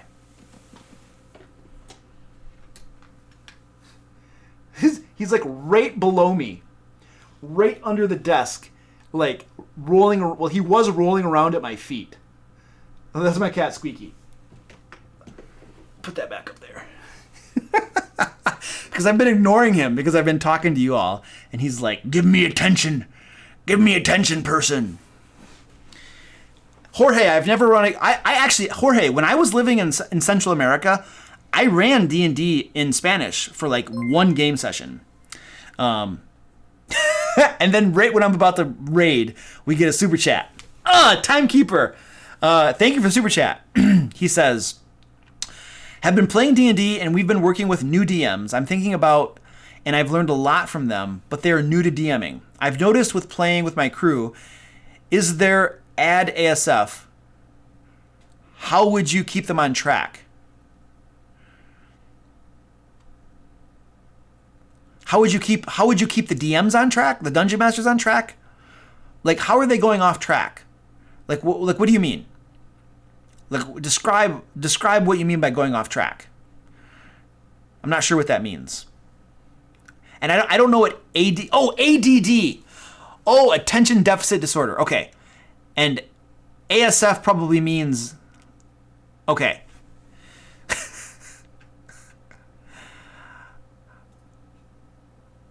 Oh, okay. Okay, I think I understand your question now. I don't know, dude. How would you try to keep them on track? So they just wander off on tangents and stuff and they can't stick to it? I mean, man, I'm glad he's wearing pants. Amazing dadded. I'm wearing pants. Like, you guys think that I'm just gonna be streaming in my like undies or something, man?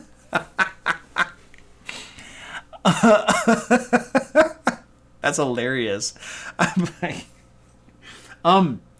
So I mean, I would, so if they have like that going on and they can't keep things on track and they keep wandering off, then I think you have to have conversations with them, and I think you have to try to talk with them and see ways. I mean, I'm just like pulling this out of nowhere.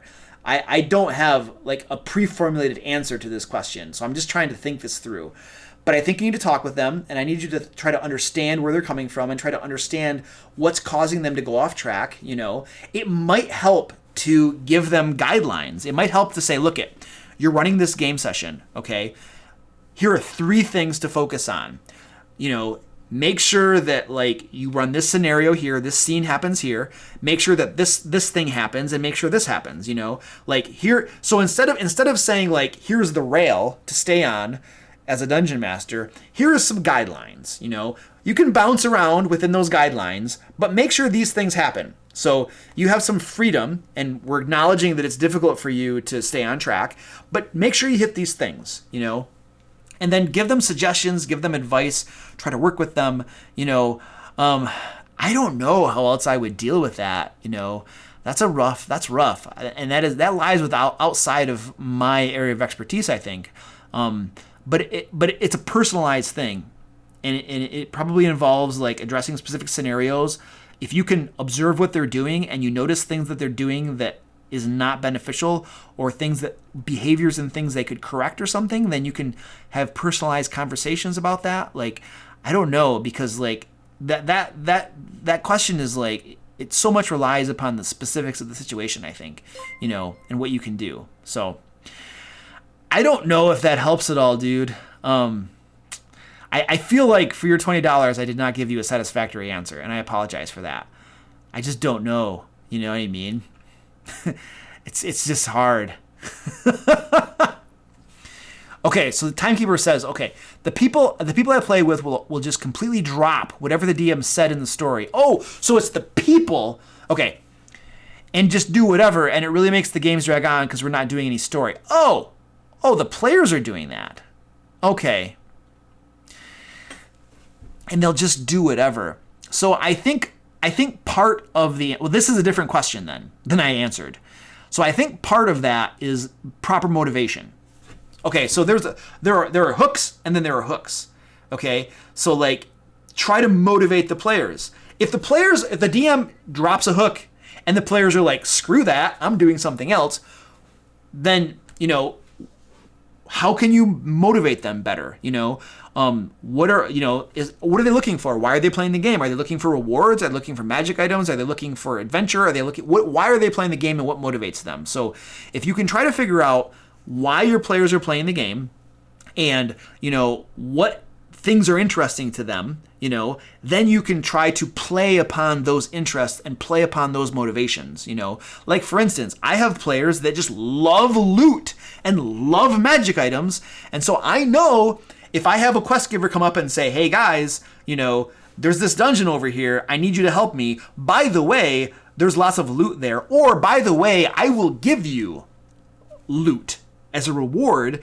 That will motivate those players. Other players don't care about that. Other players, I'm role-playing my character, and I am here to, you know, do X thing. And then if you put something in the game that appeals to whatever that is, they will go after it, you know. So part of getting your players to go along with the hooks that you put in there is knowing what motivates them, and then crafting your hooks around the things that motivate. One thing that happened to me in one of my game sessions is I had a TPK, and previous to the TPK, the only type of hook that I needed to put into the game was doing the right thing. Hello, there is a princess in distress. And my players are like, yep, we're saving her because that's what our characters would do. They TPK'd, they rolled up new characters, they came back as like mercenary types, and I presented the same sort of hook. Hello, I am the princess's sister in distress, come save me. And my players were like, why?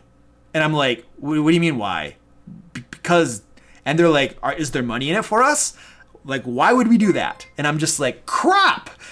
I need to give them different hooks because they're no longer motivated by that same thing. So does that kind of illustrate like what I'm trying to get at? I hope that does. Okay. Wayne Browser, thank you again for another $10. Dude, you just got disposable income there.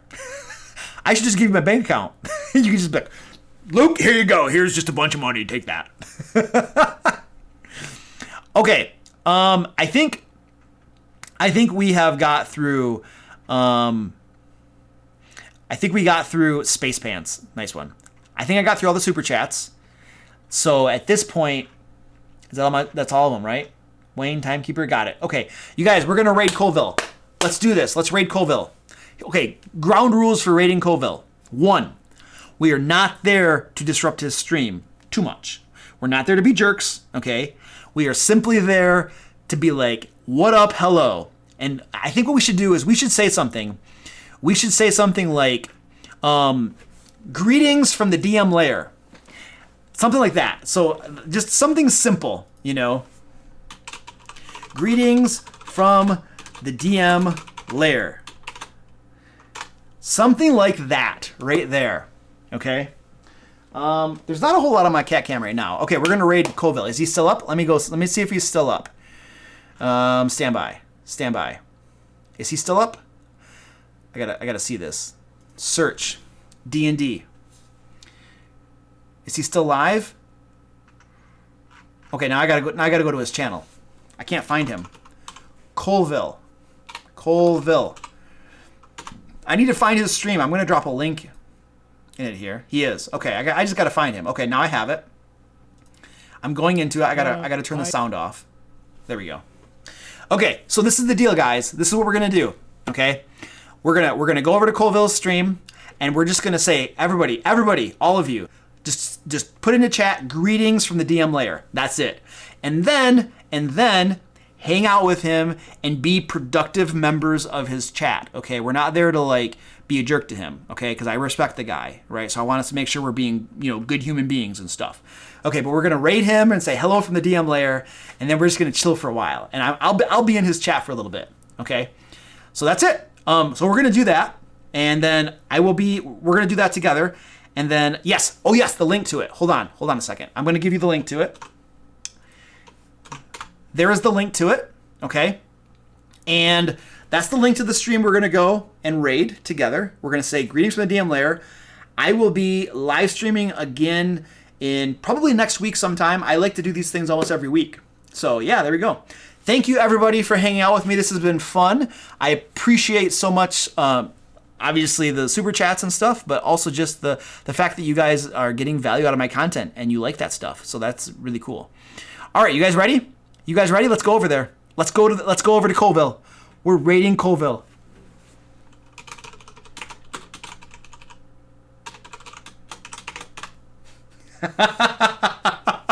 I want to hear what he's saying though. All right, I'm out of here. I'll see you guys later. This has been fun. Thanks a lot, guys. See ya.